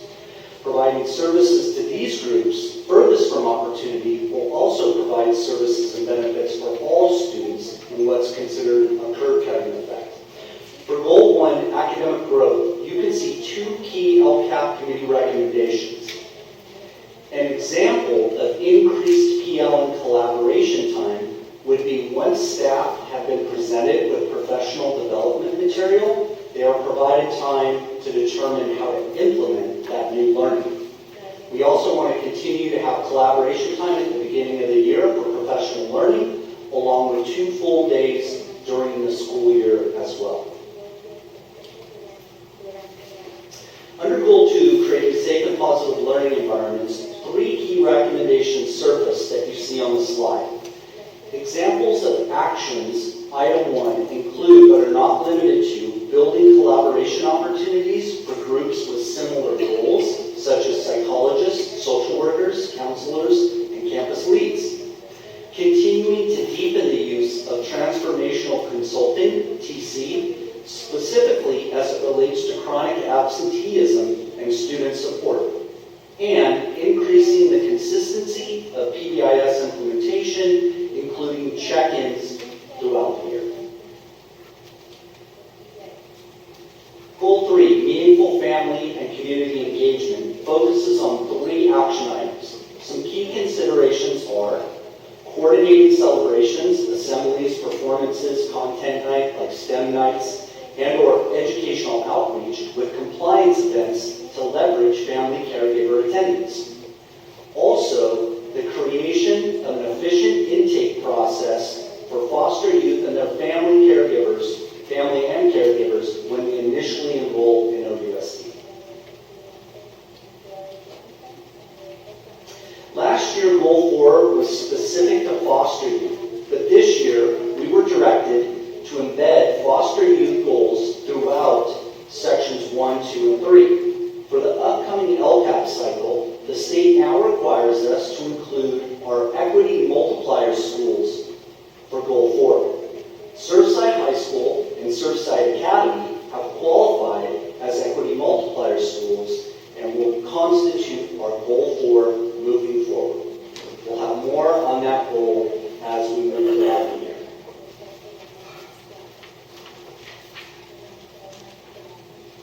With that, I'd like to say thank you for listening to our presentation tonight. It was a lot, but we appreciate your attention. Thank you. Any questions or thoughts, comments, Just thank you for a very detailed presentation.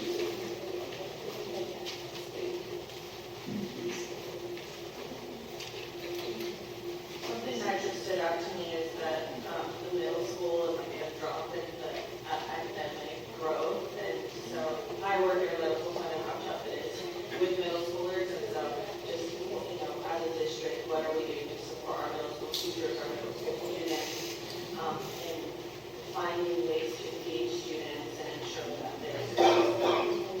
Thank you so much, Trustee Lacona, about that. One of the things that we are doing next year is we have looked at our comprehensive middle school programming. And we are moving to having a 6 period a day to align with the high school approach at Alpino. We are also having a daily advisory that will create that sense of connection. We have adopted all of those? Yes, all of them, all 4. Yes, and we have adopted a new science curriculum that we will be putting forward. It's actually, I think, on the agenda today. We've adopted a new English language arts curriculum, a math curriculum, and previously a social science curriculum. So as we are making sure that what I really believe is that it's important that we have a quality curriculum, we have strong ongoing professional learning for our teachers, that our leaders know how to provide feedback that is constructive and supportive to both students and staff, and we believe all of these things together will continue to move us forward.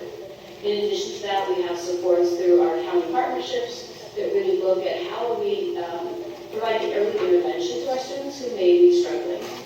In addition to that, one of the things that, as a middle school person, I've always thought about is that first year when students transition from elementary into middle school, it can often be a very big challenge for many students.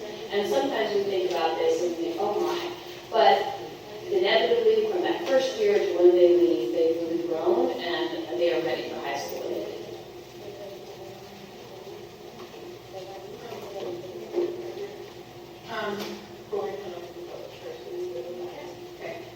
Because it is a public hearing, at this time, if there's anybody that has any questions, we are opening it up at this point in time also for additional questions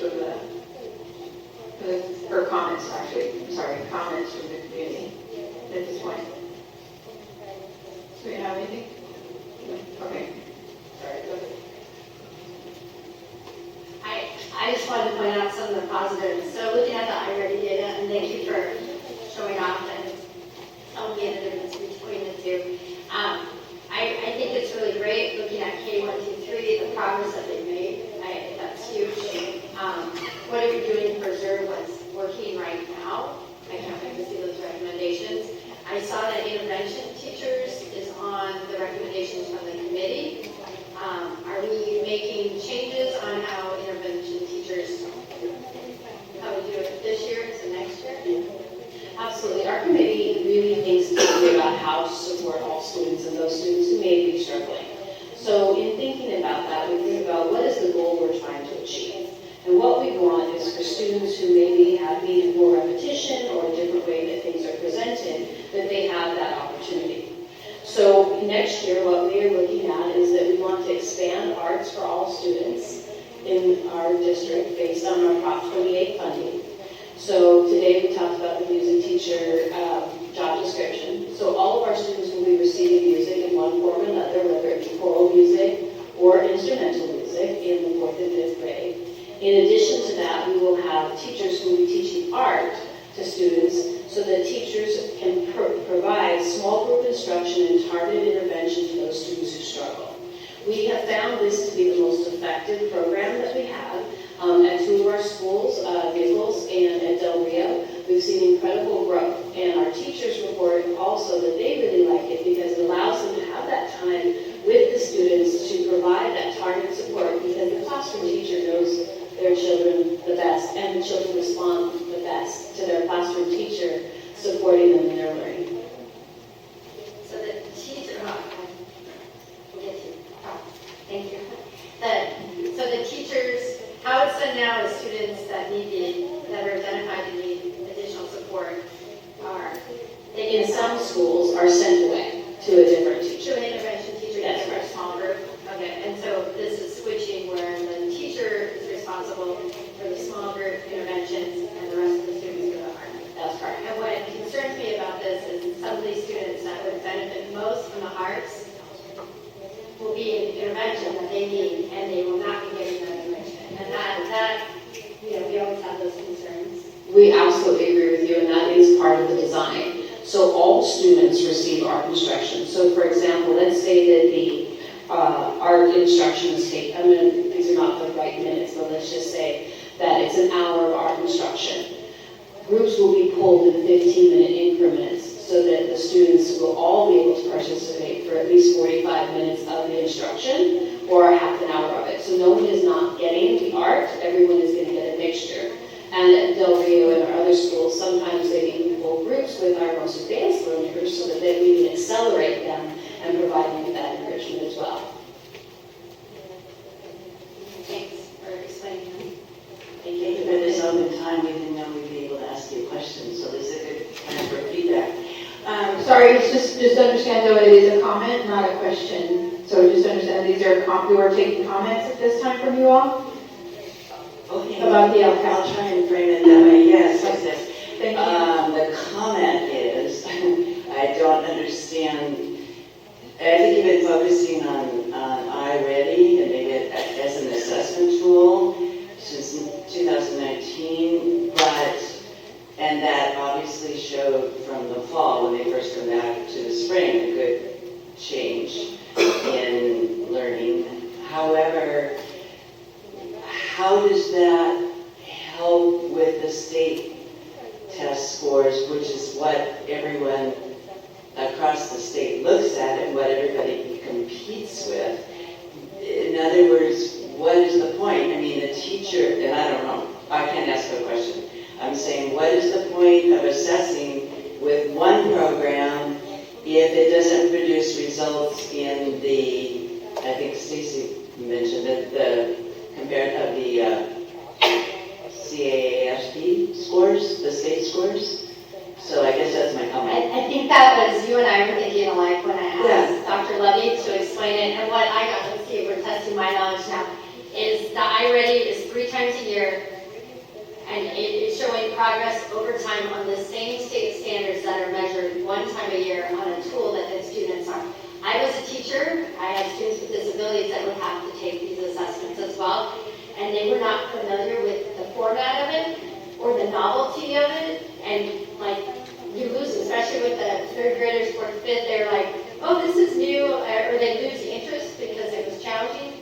It's still measuring the same thing, but for us, it's local data that we get in real time that the teacher can respond to immediately versus the state data, we call it graveyard data, that comes 4 or 5 months later, and those kids are already on to the next school year. So we're able to use this data now versus that state assessment, which is just a snapshot. Right, but the teacher generally, if you've been in the classroom, generally knows where the student's at as far as progress. So I guess I'm questioning the need for all this money and time spent on iReady when actually the state score is what all the students are competing against. You know what I mean? And I would argue that the state scores aren't a clear picture of how our students are doing, because it's not. Well, but when you I want to look at it answer, and compare. one of the things that Dr. Lovey talked about was growth. And one of the powerful components of iReady is that it gives you the quantifiable data about a student at the beginning of the year. And what teachers actually do is they show that data to students so that students can see their growth. And many of them set goals throughout the year in both language arts and mathematics so that students can see their progress. It's a motivating way, it's an empowering way to engage students in their own learning, and that's the more powerful piece, and I would argue that that's what students engage with and that's what parents engage with, so that everybody can show growth, because not everyone succeeds along the same continuum. Right, but in the real world, you're competing with everybody, and those state scores are what you're competing with. And yeah, the teacher generally knows the growth, but I don't. Yeah, that was just a comment. I don't know a lot of time and money spent on the iReady that the teacher probably already knows. And a lot of the computer learning is the student doesn't progress until they learn the issue, so they already know they're progressing. Just a question. Thank you. Thank you.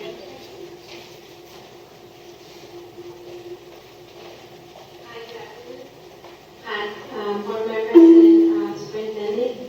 My name is Veronica Garcia. I wanted to tell you, I want to talk about inclusion, and I'm going to read for students with disabilities. I have always looked for a better future and been advocating for meaningful inclusion, and some of you know. I know that meaningful inclusion takes a lot, but it's worth it. And it takes a lot of work and effort. It is possible, but we need your help. We need your help bringing back the continuation of the special education task force that we had 2 years ago. I don't know what happened. We said that we would come back maybe 6 months after we ended. Or maybe we can make another committee or something to help us. I just heard about you working and also having a lot, the special education, special needs, student needs are growing and we need more help with that. Our students with special needs need inclusion and they need to be recognized like any other student. For example, as a student of the month, maybe they're not maybe in the standard of the other students, but they do a big effort in the school in every classroom. Let's work together for our students to make a meaningful inclusion environment, and let's work with our parents too. This is an effort not only for the special education director or the teachers for the whole district. I'm asking for this support to make the life of our students better. Thank you. Madam President, I would like to clarify that we are still on item 8A, which is a public hearing. So we're not at the public comment yet about items that are not on the agenda. So that item that she just spoke about is part of our LCAP. The inclusive practices, that's the whole special ed support that we use. Yeah. So I just wanted to make that clear for the next lady. I just wanted to clarify with the iReady versus the CAPS. Testing is that the iReady is great if you're going to do it multiple times a year to assess the achievement of a student, but the CAPS scores, even though it's a snapshot, it actually is a good snapshot of each elementary school and how they're doing compared to different, how students at certain elementary schools are obtaining achieving in math, English, language arts, and also science, which I guess is not measured by the iReady. And the science is particularly important, which is because it is given in 5th grade before students move on to middle schools. And in order to achieve a level of science, it does incorporate being able to read, to comprehend, and also certain math skills. And I've noticed that there are certain, particularly schools with a large number of socioeconomically disadvantaged students, and also English language learner students seem to have very low scores in science, like 16, 14, 12 point something %.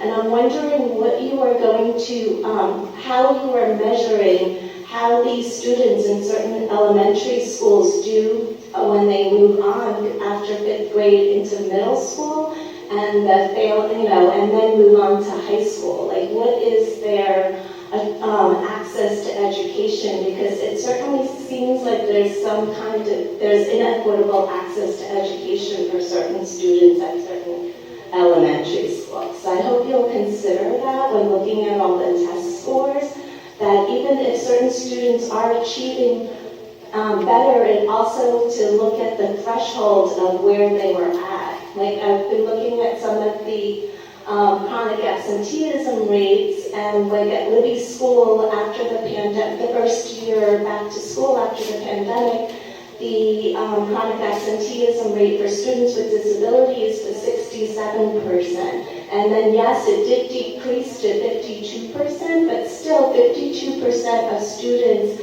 who are with disabilities that are chronically absent still is way too high. So I'm hoping that you're going to look at how you're supporting the students with disabilities and to try to ascertain why there's such a high percentage of students that are chronically absent. And if there's an intersection in different ways as well, like are some of the students with disabilities also English language learners, or maybe don't have full attainment?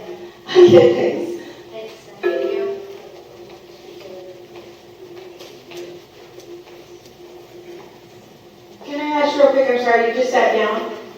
Are you a staff member in the district or a parent? I'm an educational consultant. Okay, thank you. So I was helping some families, and that's why I started looking at your data. Perfect, thank you.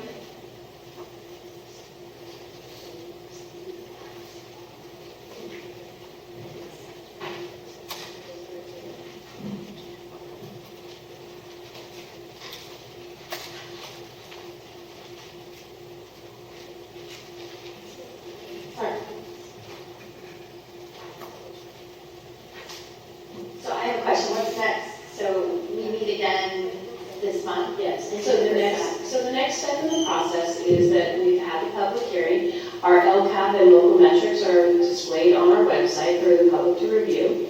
We will come back to the board next meeting at the end of the month, where we will adopt the LCAP 3-year plan and the budget at the same time, and that will become our plan for the next 3 years.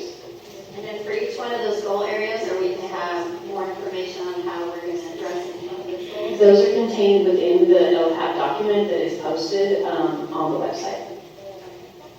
So I have a question. So first of all, I want to thank Dr. Smither, everybody that was part of the LCAP committee. There was a lot of work and a lot of different groups that came into that. We had the ability to be able to have more parents, different community people. So it was an actual true committee as opposed to what I feel it's been in the past.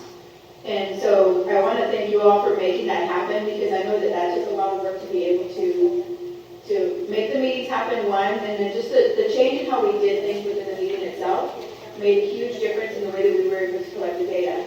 So I do want to thank you all for that. That was a huge difference, and I do appreciate all that work that was put into that. So thank you all for that, first of all. And then going to goal 2, when we look at the TC work that they do, I want to see if it's possible to lock them into a 3-year contract as opposed to the 1-year contract, only because of the work that they do. So we know that they come in, they're already doing absenteeism, they're already working on all those things. They do that support, they do so much support when you look at the student work that they do within the community. So not only do they do it within the school, but it's even after school within our community. And because they work, I know they're even working with our students over the summer at this point. So I want to see if there's a way that we can lock into a 3-year contract as opposed to just doing it a 1-year and then having to come back every time to redo this when we do LCAP. Because my fear is that we would lose them, because there are other groups and other districts that are looking at them. And so I don't want to lose them, because they are such a huge support, and because they have so many connections with our community that losing them would actually destroy us, I believe. Jordy, when does the current contract expire? They are up for renewal at the next board meeting. At the next board meeting. And so is it already designed to be a 3-year agreement? It is a 3-year proposal, yes. Okay, so For this next meeting? will be a 3-year agreement proposed to the board. And to provide clarification, though, we will continue to bring back data on performance for TC and all of them, because it is a requirement of the LCAP that every one of our actions is evaluated annually. Right, and that would I expect no less, because that's how we can, identify what we need to change and how we support our students, so I would expect no less. Thank you. Thank you, Trustee. Any other questions? Okay, then at this point, we will close it at 7:10. Thank you. We will now move on to 8B. Approval for a purchase for middle school science curriculum adoption for lab aids.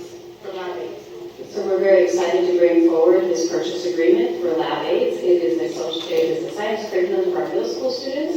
It was adopted through a rigorous progress led by Dr. Lawrence and our teacher leaders to find the product that will be most useful to our students and improve their understanding of the next generation science standards, which you saw was an area that we wanted to improve in our LCAP. So by approving this, we'll be adopting the high quality materials for our middle school students. Thank you. I'll make a motion to approve. A first and a second. All those in favor say aye. Aye. Thank you. Motion passes. We will move to 9A, presentation for business, starting at 7:11. We will now open this hearing for proposed 2024-25 preliminary budget. Thank you, President Alvarez. We'll just give it a minute for the presentation. We have our proposed preliminary budget report for 24-25. Next slide. Today we're going to go over the state budget and economy, the local control funding formula, assumptions for the proposed budget. We'll review the 24-25 proposed budget, review revenue and expenditures, general fund, unrestricted and combined, components of the ending fund balance, the multi-year projection, and talk about next steps. Next slide. Here we are in the annual budget cycle. Right now we're in June. We just had our LCAP first hearing, and so we also do the first reading of the proposed budget in June, and then we'll be back for the second round at the second June meeting when we also review the LCAP. Next slide. Here we have a little snapshot of the state budget and economy. Both the Dow Jones and the S&P 500 are trending up with single-digit percentage growth since the governor's January budget release. We have stagflation, which occurs when there is stimulus, slow growth, high unemployment, and rising costs is now a concern. California's unemployment rate has grown significantly and is currently the highest in the nation. California's gross domestic product has been trending down, and the big three sources of state revenue, known as personal income tax, corporation tax, and sales use taxes, are projected to be lower by $10.5 billion over the 3-year budget window when compared to January. Next slide. Here we have LCFF funding factors. Whenever I talk about assumptions in the budget, we talk about those being ingredients like a cake, and here we have the LCFF funding factors. These are the factors that go into all of the revenue sources that come into our budget.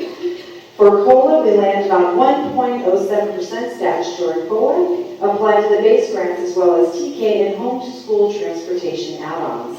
We have our grade span adjustments, also known as GSAs, applied as percentage increases to the base grants. For grades TK through 3, 10.4%, and grades 9 through 12, 2.6%. Then we have our UPP. This was discussed during the LCAP presentation, our unduplicated pupil percentage. This LEA students enrolled who are English learners, free or reduced price meal program eligible, or foster youth. And then we have what we call S&C, also known as supplemental and concentration grants. These are calculated based on the UPP. Not everybody receives concentration, but everybody does receive supplemental, and we receive both. Next slide. This is a graph just showing where we were with COLA throughout the 24-25 prediction. We were up at 3.94, then it went to 1.27, then we went down to 0.76, and we landed at 1.07. So that just shows where we were in working with our labor partners over the year and trying to estimate our 24-25 budget. So it's not as good as we thought it was, but it's also not as bad as we thought it was. So we'll move on to the next slide. Here we have our LCFF funding factors when we're looking at what we'll be getting as a district. We have the 23-24 base grant per ADA. That shows the TK3. You can see how it shows across the different grade spans. We have a 1.0% COLA, the base grant per ADA. When you add them up together for 24-25, then you add on your GSA. So this all adds up as you go down. And then you have your 20% supplemental grant per ADA and your 65% concentration grant per ADA and your TK add-on. Next slide. These are other LCFF planning factors. So we're always looking at the California CPI. That's going to be a 3.1% increase. That's our consumer price index because as a school district, we're a little city and we buy lots of things all throughout the year. CalSTRS remains at 19.10% and CalPERS continues to increase, moving from 26.68% to 27.05%. At the bottom, you can see the minimum wage is also projected to suddenly increase over the next 3 years, increasing by 50 cents per hour this year. Next slide. This is our multi-year projection, so when we put our budget together, we look at all the different things that are unique to Oceanside Unified. We have some good news. We are seeing our ADA percentage starting to increase, climb back up towards what it was pre-COVID. It's still not quite there in 26, 27, but every increase helps. Then we have COLA. We see that slowly inching upwards as well, going from 1.07 up to 3.08 in 26, 27. I already talked about Cal STRS and Cal PERS. You can see that Cal PERS does keep increasing, looking at 28% in 26, 27. Declining enrollment. This is an area where we made some significant adjustments. We had anticipated 410 students being lost to declining enrollment last year. Actually came in at 558. So we did a deep dive into looking at our projections, and we're anticipating a loss of about 470 students this year. We have our health and welfare costs and our increased utilities increasing at approximately 7%. And then every year we increase 1.5% for our step and column. Next slide. We always look at our multi-year projection two ways. We look at it as unrestricted, and then we also look at it as combined. So the first is the unrestricted. I'm going to walk through these. You can see with our revenues, these adjust based on the assumptions that are included in the budget. We anticipate the revenue to remain somewhat consistent in the next few years, going from 180 million down to 177 million. That is a slight variation, but we've seen a lot less volatility with that. Expenses adjust based on how much the district expects to spend each year. We see a decrease in expenditures from 24 to 25. And 25, 26, and then a slight increase in 26, 27. Some of the decrease is due to the work with our labor partners. We appreciate very much in changing the funding structure of our health and welfare benefits. In addition, district departments have identified areas of reduction, so the amount of deficit spending is minimized over the next 3 years. In 26, 27, we are projecting a 1.99% increase in expenses for employee step advances on the salary schedule. The ending fund balance becomes the beginning fund balance for the next fiscal year. We are able to successfully meet our obligation for the next 3 years, resulting in a positive budget. The state requires districts the size of OUSD to maintain a reserve of at least 3%. This is calculated on the expenditures of the combined summary. Next slide. Here we have the combined summary. So this is where we also add in all of our titles, any remaining COVID funding. We have a couple of large grants that are in here that will slowly be timing out as well. Revenue continues to decrease over the next 3 years. As you can see on the top line, we go from 274 down to 268. And then you can also see we are adjusting our expenses from 300 million down to 286 million. The beginning fund balance, ending fund balance includes both the unrestricted and restricted dollars. Both continue to decrease over the next 3 years. Non-spendable and other commitments includes anything prepaid, such as contracts, OPEB, revolving cash and stores. There are no reductions needed to meet the reserve. And again, it's calculated on the expenditures. Next slide. Here we have the components of the ending fund balance. I've already talked about the non-spendables. The ending fund balance moves in proportion to our expenditures. We have made some revisions to the budget since posting the board book, and they're reflected here in the proposed budget. The non-spendables include stores, revolving cash, and prepaid expenditures. The assigned funds are the amount of funds above the 3% reserve up to 10%. We have 9.7 million set aside for declining enrollment, revenue loss mitigation, furniture, equipment, buses, and white fleet. Our committed funds are anything above 10%, and for the 24-25 fiscal year, we anticipate 10 million for the post-retirement, employee compensation, facilities, and deferred maintenance. And our last line is our 3% reserve. Next slide. Our actions to ensure fiscal solvency and next steps will continue to incorporate updated revenue and expenditures as they become available for current multi-year projections. We'll closely monitor student enrollment and adjust staffing accordingly, reduce staff as funding timelines expire. Restricted funds, title grants, and COVID funding will always be evaluated. We'll look at other expenditures and make necessary adjustments. Complete the year-end closed unaudited actuals. And at the end of the month, looks like this didn't get updated. We'll be looking at the unaudited actuals revised budget on September 10th, 2025, but we'll look at the final budget on June 25th. 2024. Next slide. And that's it. Thank you. Do we have any public comment?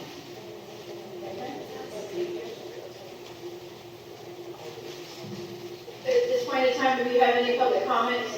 We are opening the floor for that at this time.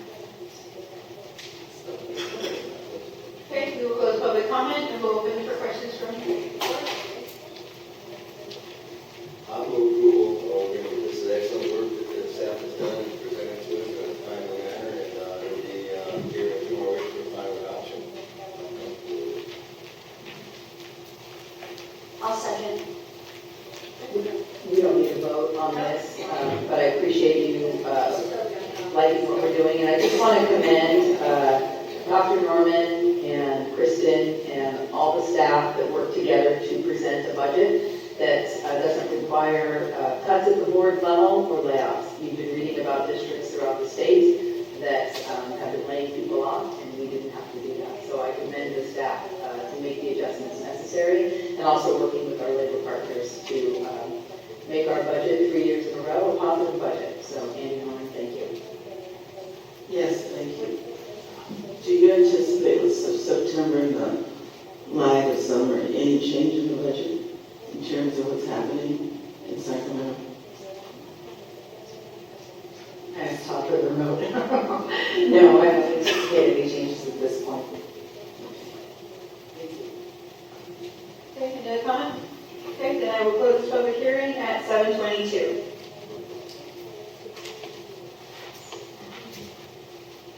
We will move on to 10A, approval of revision of board policy 4111, 4111, 4211, and 4311, recruitment and selections. Thank you, President Alvarez. It's a triple. So on this one, this update is recommended to reflect the new laws and guidance from the California Department of Education and the Commission on Teacher Credentialing related to the benefit to students when district staff reflects the racial, ethnic, linguistic, and cultural diversity of the district, and when the district recruitment and selection process seeks to establish and maintain a diverse staff. Additionally, the policy is updated to include language that reflects the new California law, SB 700. Thank you. I'll make a motion to approve the motion. I have a first and a second. All those in favor say aye.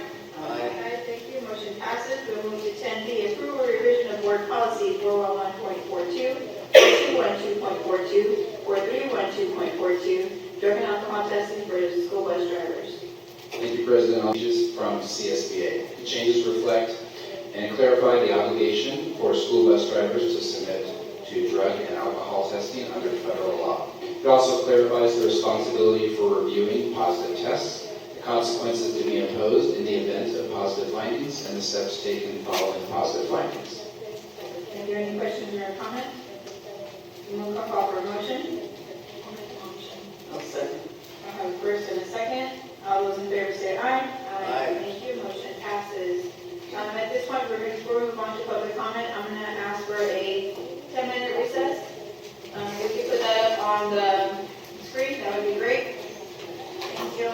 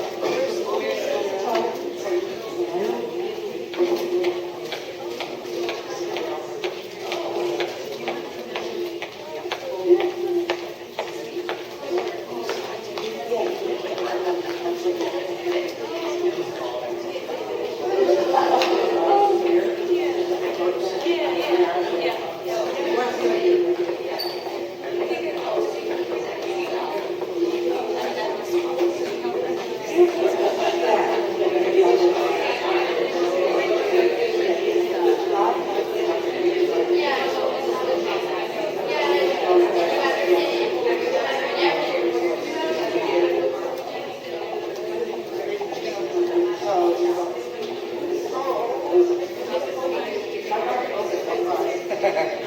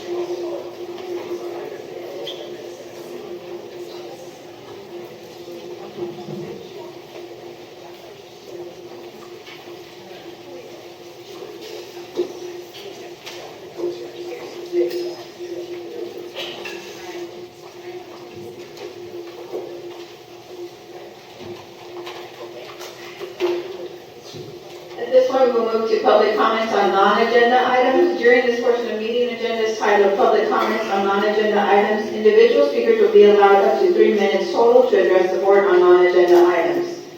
While the total time per speaker for a given topic may be slightly reduced in certain circumstances, all persons wishing to address the board will have a meaningful opportunity to do so during this meeting. However, the total time for public input may be limited to 20 minutes per item or topic. An individual may only turn in one public comment card for the public comments on non-agenda items, item per board meeting. I'm going to remind just again, to use respectful language, be respectful of all speakers, do not cause disruptions, and adhere to time limits. This time we will call our first group. Thank you. We have a total of 10. And our first one will be Olivia Ortiz, who needs 6 minutes. She will be the translator. After her will be Brooke Rafaeli, and then Silas Rafaeli. Olivia.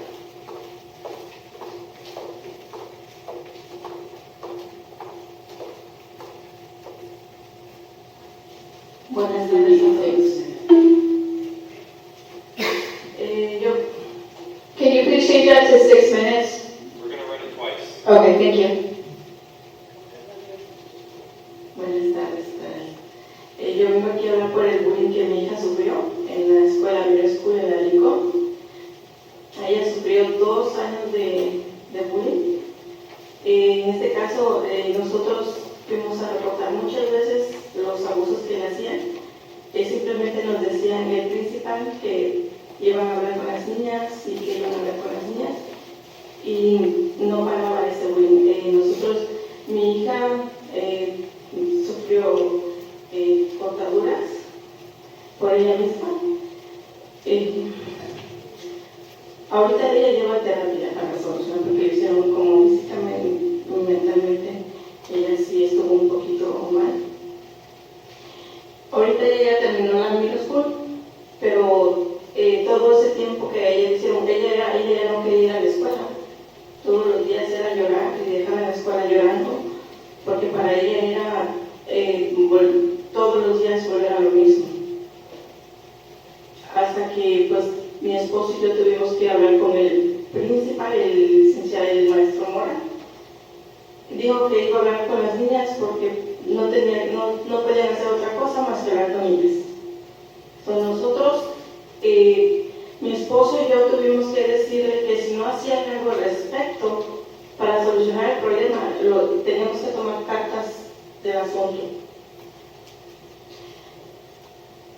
Sí se solucionó el problema, afortunadamente, pero como papás y como yo conozco muchas personas que sus hijos han sufrido bullying en esa escuela y que me dicen que los maestros no hacen nada al respecto, yo quisiera que ustedes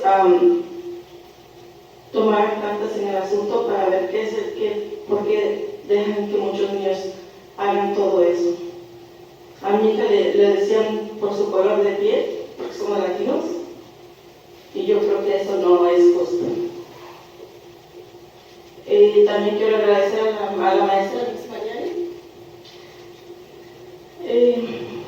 porque ella trató de ayudarnos y el maestro Mora le mandó un email donde pues la estaba culpando, pero realmente ella no estaba haciendo nada malo, simplemente ella nos estaba dando apoyo. Ella es una excelente maestra, siempre lo ha demostrado y no quiero que no haya ningún problema con ella porque es una buena maestra. Good afternoon. I'm here to talk about the bullying that my daughter suffered at Lincoln Middle School. She was bullied there for 2 years. She would tell us about the way that she was feeling abused there. And we talked to the principal, and he said that he would talk to the other girls, but the bullying didn't stop. My daughter was cutting herself and goes to therapy, and she was a little bit bad physically and mentally. She finished middle school, but while she was there, she didn't want to go. She would be crying every day. Every day she felt like she would be going back to the same thing. And my husband and I even went to go talk to Principal Mora, and he said that that the only thing he could do would be to talk to the other girls. But if something didn't get done, then my husband and I felt like we had to do something to solve it. Unfortunately, it did get solved, but a lot of other parents tell me that their students suffer from bullying, and they tell me that the teachers don't do anything. I don't know why. To my daughter, they would tell her things about the color of her skin because we're Latino, and that's not fair. And I want to thank Ms. Mariani, who tried to help us, and Mr. Mora sent her an email blaming her, and she hadn't done anything wrong. She's an excellent teacher, and I don't want any problems to happen to her because of this.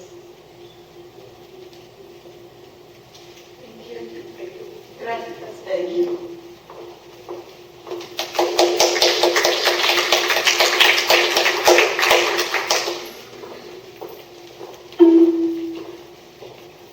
Hello, good evening. My name is Brooke Raphael.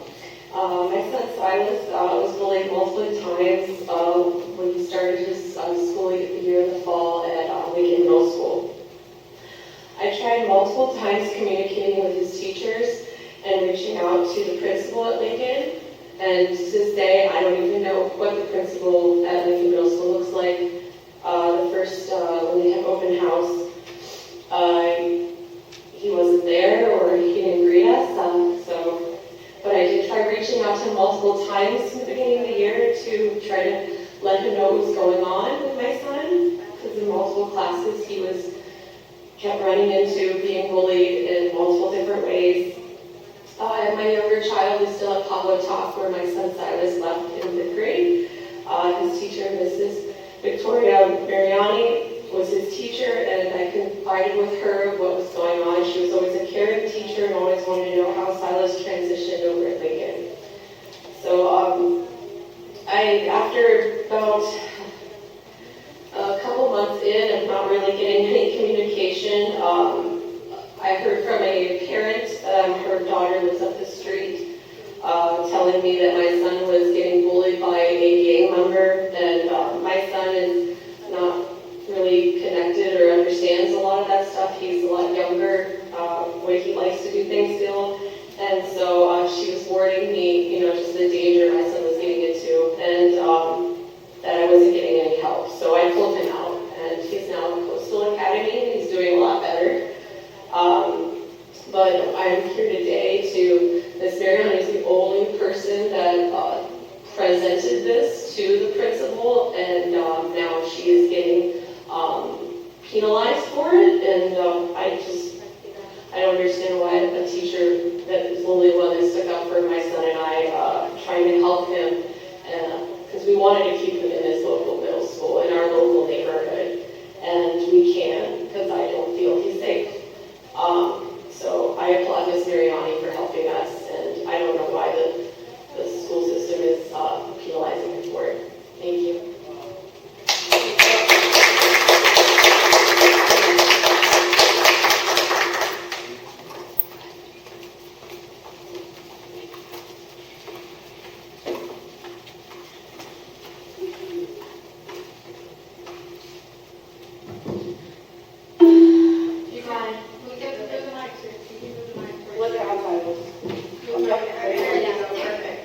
Hi, I'm Silas Raphael. I was excited to start at Lincoln Middle in the fall, but after only a few days of the bullying began. I was bullied by multiple students in multiple classes. I started to feel very unhappy and not safe at Lincoln. My mom finally had to pull me out after months of no change.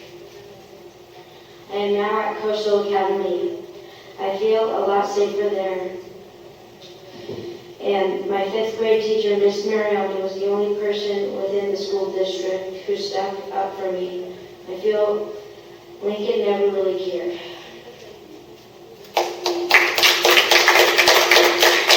Thank you very much, Silas.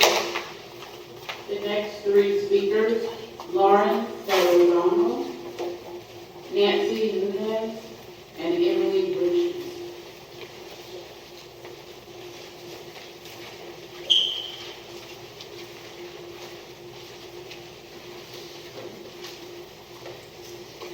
Good evening. I'm petitioning for more prominent safety rules throughout the district regarding bikes, e-bikes, and mobility devices like scooters and skateboards. I am also advocating for prioritization of district-endorsed student education regarding these safety measures. My name is Lauren. I'm a parent at Fusat Elementary, and I'm responsible for spearheading the recent Bike Enroll to School Day that we hosted. We had over 60 students and parents join us off-site, and together we biked into school. We were supported by local businesses. OUSD Nutrition joined us, and we also had Oceanside Police escort. The event was met with excitement and inspiration of school spirit, a profound sense of community togetherness, and our students walked away with a sense of accomplishment and positively caring not only for themselves, but for their city and their environment. Reflection on this experience begs the question, can we foster the momentum of safe biking practices to leave a positive, helpful impact in the lives of our students as we prepare them to confidently interact with the world around them? I'm here tonight because I believe the answer is yes, we can absolutely do that. Planning this event, safety was a key concern and became a springboard as to why I'm appealing for action today. I had a chance to collaborate with local districts such as Cardiff by the Sea and Encinitas, as well as down in San Diego.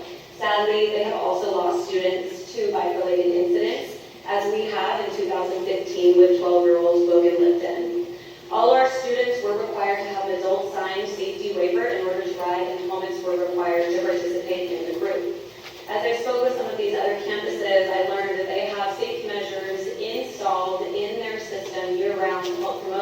riding practices.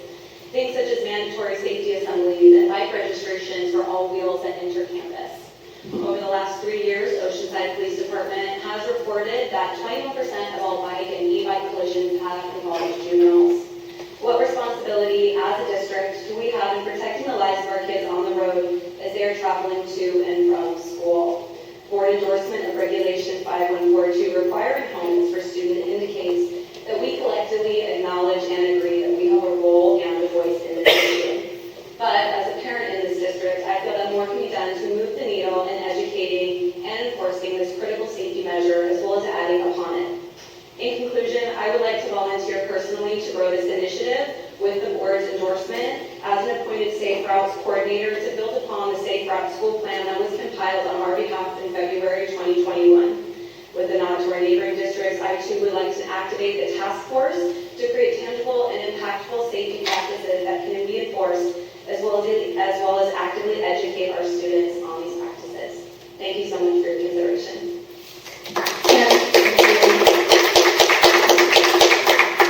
Jordy. Lauren, what was your last name? Jordy, I just want Jordy to speak to what you can sit down, but I want him to share with you what we're doing with e-bike safety currently and what we're doing at the middle school, and if we have plans to move it to the elementary, but I just heard someone volunteer. But will you give us an update on that, please? Yes, and thank you for volunteering. I'll be following up with you for sure. We need more folks to volunteer and help with these efforts. So we rolled out our first e-bike safety project assembly just about 3 weeks ago at Lincoln Middle School, because that's one of our most impacted schools as far as wheels on campus. And so we partnered with SANDAG, with California Highway Safety Patrol, to bring the training to all students, which was kind of like a tier 1 effort. So that means that all students attend that mandatory assembly like we spoke about. But the next rollout would be having a tier 2 and a tier 3 service, where tier 2, any student who brings a bike on campus, or to your point, like something with wheels on campus, they would have to be registered and participate through the class. But then also some corrective actions as well for students who violate any sort of safety expectations on campus, whether it be not wearing a helmet or not being safe on a bike. So we are working with Oceanside Police Department, and we're also working with the California Highway Patrol to bring these trainings to campus. We're working with a local organization here called the Bike Safety Project, and we're entering into an MOU with them that we're bringing those assemblies and classes to all of our schools in the 24-25 school year. But we are definitely looking for support and volunteers and advocates, so I'm happy to follow.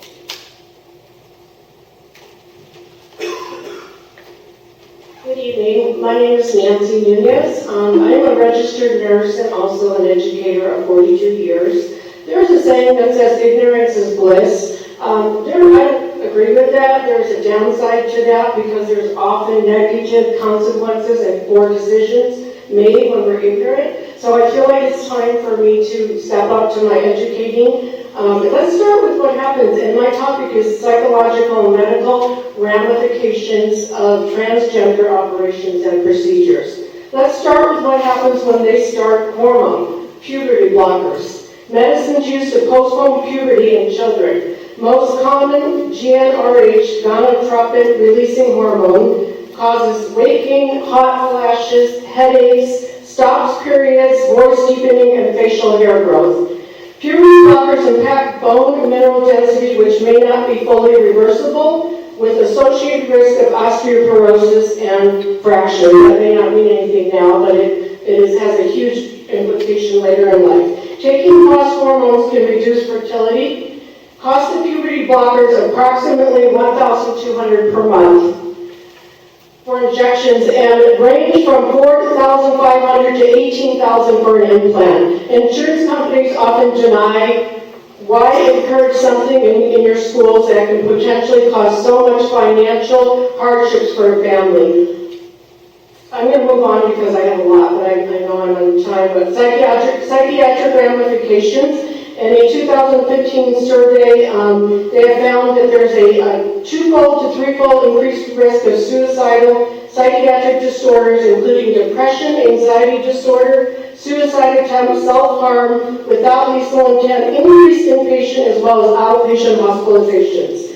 Medical ramifications, I took care of a patient that did have her vagina sewn shut, which I'm just giving that as an example of what happens, the medical things that can happen, healing complications, urological complications, infertility, chronic pain, potential loss of sexual feeling, numbness caused by nerve damage, male, female, improper vaginal death, painful intercourse, bleeding while healing. These are all risks associated with these transgender surgeries that I'm sure none of you it's not fun to hear this, but these should not be taken lightly, and I think that we need to pay attention to what is being okayed and what's being supported for our children and our grandchildren. Thank you.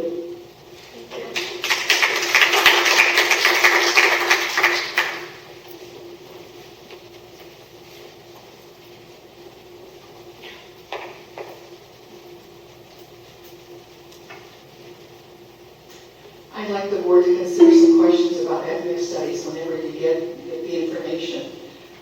As far as the Community Advisory Committee that we've been on about ethnic studies, we don't know at this point whether it will be we looked at it for a 10-credit course, and I know we didn't have very many guidelines, and I think that's still up in the air. What I do want you to consider is the APEX ethnic studies. Some of the questions you might have is, will the class be a year-long class online? Number two, how will the credit be handled for students who transfer to OUSD and have completed the state, because it's only 5 credits of the state graduation requirements. At Oceanside, we're looking at it 10. I don't know the teachers, maybe they're looking at it 5 and they'll be letting us know.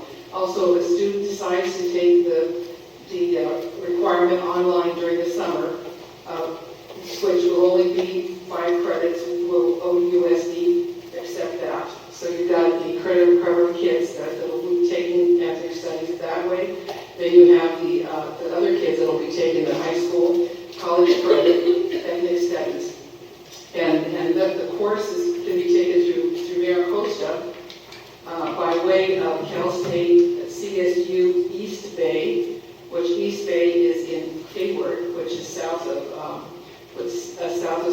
San Francisco, and that course is Sociology 3570, Race and Ethnic Studies.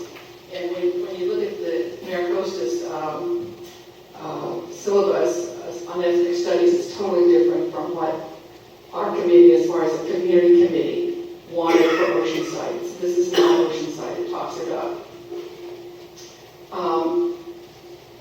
using beats, rhythm, and life. I could find no information on lectures that would be by their members. Who are they? They're not of Oceanside. Also, too, one of the program learning outcomes, it says here, program learning outcomes number 4, with its focus on critical race theory. This course helps students understand theoretical issues with the ability to read, etc., etc. Well, according to your CSBA, you had a paper on critical race theory. And what it does say,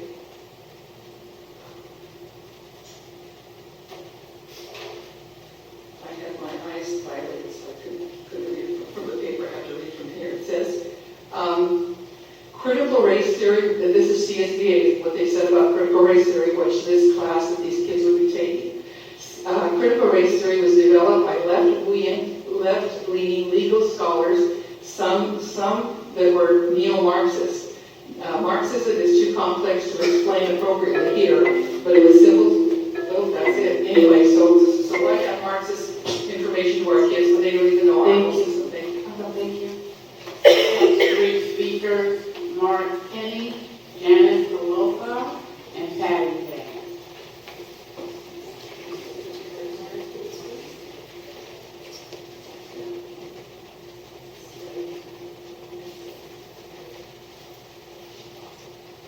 Good evening, board members. Thank you for your service to our students and our community. I'm Mark Kenney. I'm a resident of Oceanside and a parent of a first grader at Ivy Ranch Elementary. I have a comment on the registration process for TK and a simple request. As of today, June 11th, I have no information on when my daughter's registration registration and school assignment for TK will be confirmed and communicated to me. This situation places me and likely dozens or hundreds of other families in a difficult situation of understanding when we will know and where our children will be going to school in August. Most private preschools, such as the one our 4-year-old attends now, are enrolling and requiring non-refundable deposits for tuition at this time. I understand the difficulties the district and school staff have in completing the process. However, the ambiguity and inability to commit to a simple date is unreasonable for all parties. I request the board to direct staff to set, publish, and communicate a date when parents will be notified of their TK students' enrollment and school assignments. Thank you. Thank you.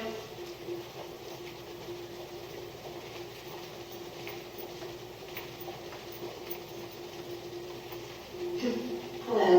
I'm making public comment because I'm concerned that certain Oceanside Unified Elementary School students are not being provided with equitable access to education, which then makes it more difficult for them to be successful in middle school and high school. This stomps on the trajectory of their lives and could put them on the pathway to the school-to-prison pipeline. For example, almost 75% of students at Libby and Mora, Pablo Talk, and Mission Elementary Schools did not meet the 2022-23 CAS standards in English. And 80% and more students at Libby, Fusat, Pablo Talk, and Laurel Elementary Schools did not meet the CAS standards in math. And 84% and more students did not meet the CAS standards in science at Libby, Nichols, and Mission Elementary Schools, with Mission having the lowest attainment with only 12.68% of students meeting the standards in science, that's given in 5th grade.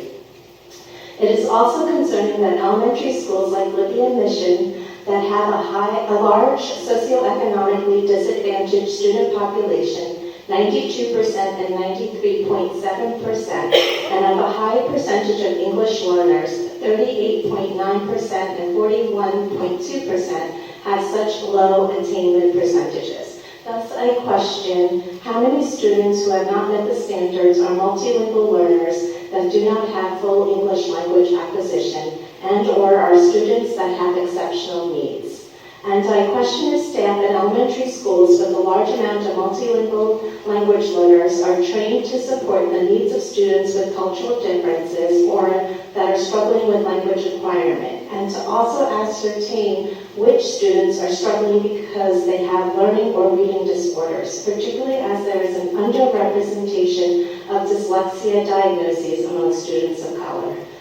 Children of color. Moreover, I hope that the district will act to ensure that students from elementary schools with low attainment of CAS standards are supported to ensure that they are successful in middle school and also in high school. Thank you. Thank you.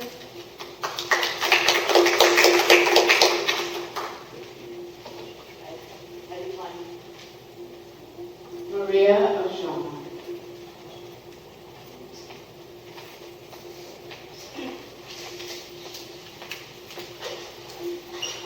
USD School Board and Executive Board. Happy Pride Month. I wanted to start with that. I'm proud to work for a district that unapologetically raises a pride flag during this month. Pride by the Beach was a community celebration that we just had, and OUSD was represented there with staff. The keynote speaker this year was a staff member from our district. It's a free, family-friendly event. We had lots of families there from our district, and the DEI, Student Support Services Department, had several tables with crafts for kids from elementary through high school could participate in. We'll also be having a booth this Saturday for Juneteenth celebration, same place, also a free family-friendly festival. I encourage anybody in the community to come on out and enjoy the day. According to the Gallup poll of 2022, about 7.1% of the U.S. adults self-identify as part of the LGBT community. For Gen Z, that number is significantly higher. According to the Trevor Project, LGBTQ young people are 4 times more likely to attempt suicide than their straight peers. 41% of LGBTQ youth seriously considered suicide in the past year, according to their 2023 national survey. And I bring this up just to reiterate why it's important to remember these students. This is a very vulnerable group of students in our community. And whether they're out to us, whether they're not, whether they're out to their families, whether they're not, they're super vulnerable and deserve our care and attention like all the rest of the students. So I thought it was important to bring that up here in Pride Month. Thank you. Thank you. I'm disappointed to learn that I was told that I was the last speaker, and this lady, Maria, came in and submitted before me. So somebody's changing the order there, I think on purpose. Sorry. I think that your Department of DEI is perhaps not as equitable as it claims to be, because there seems to be a favoritism in when your district knows the exact number of Latinos, Hispanics, Samoans, Islanders, Asians, but does not know, and that is a number that is in flux from time to time as students in and out enrollment, but there's no specifics on the number of LGBTQ students in your district, and yet you're biased and pander to them, in your department.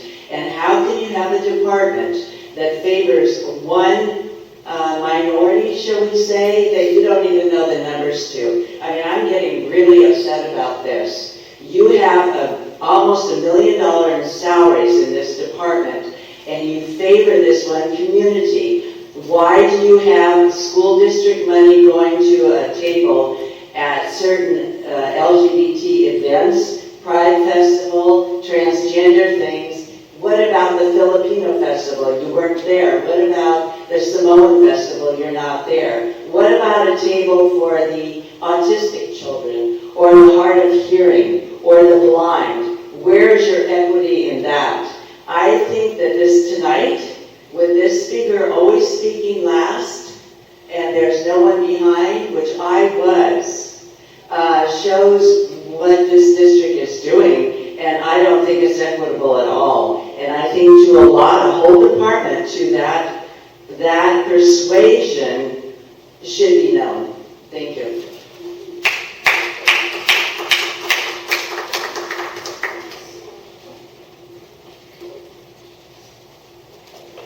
At this time, we will close the meeting at 8:07. Thank you all for being here.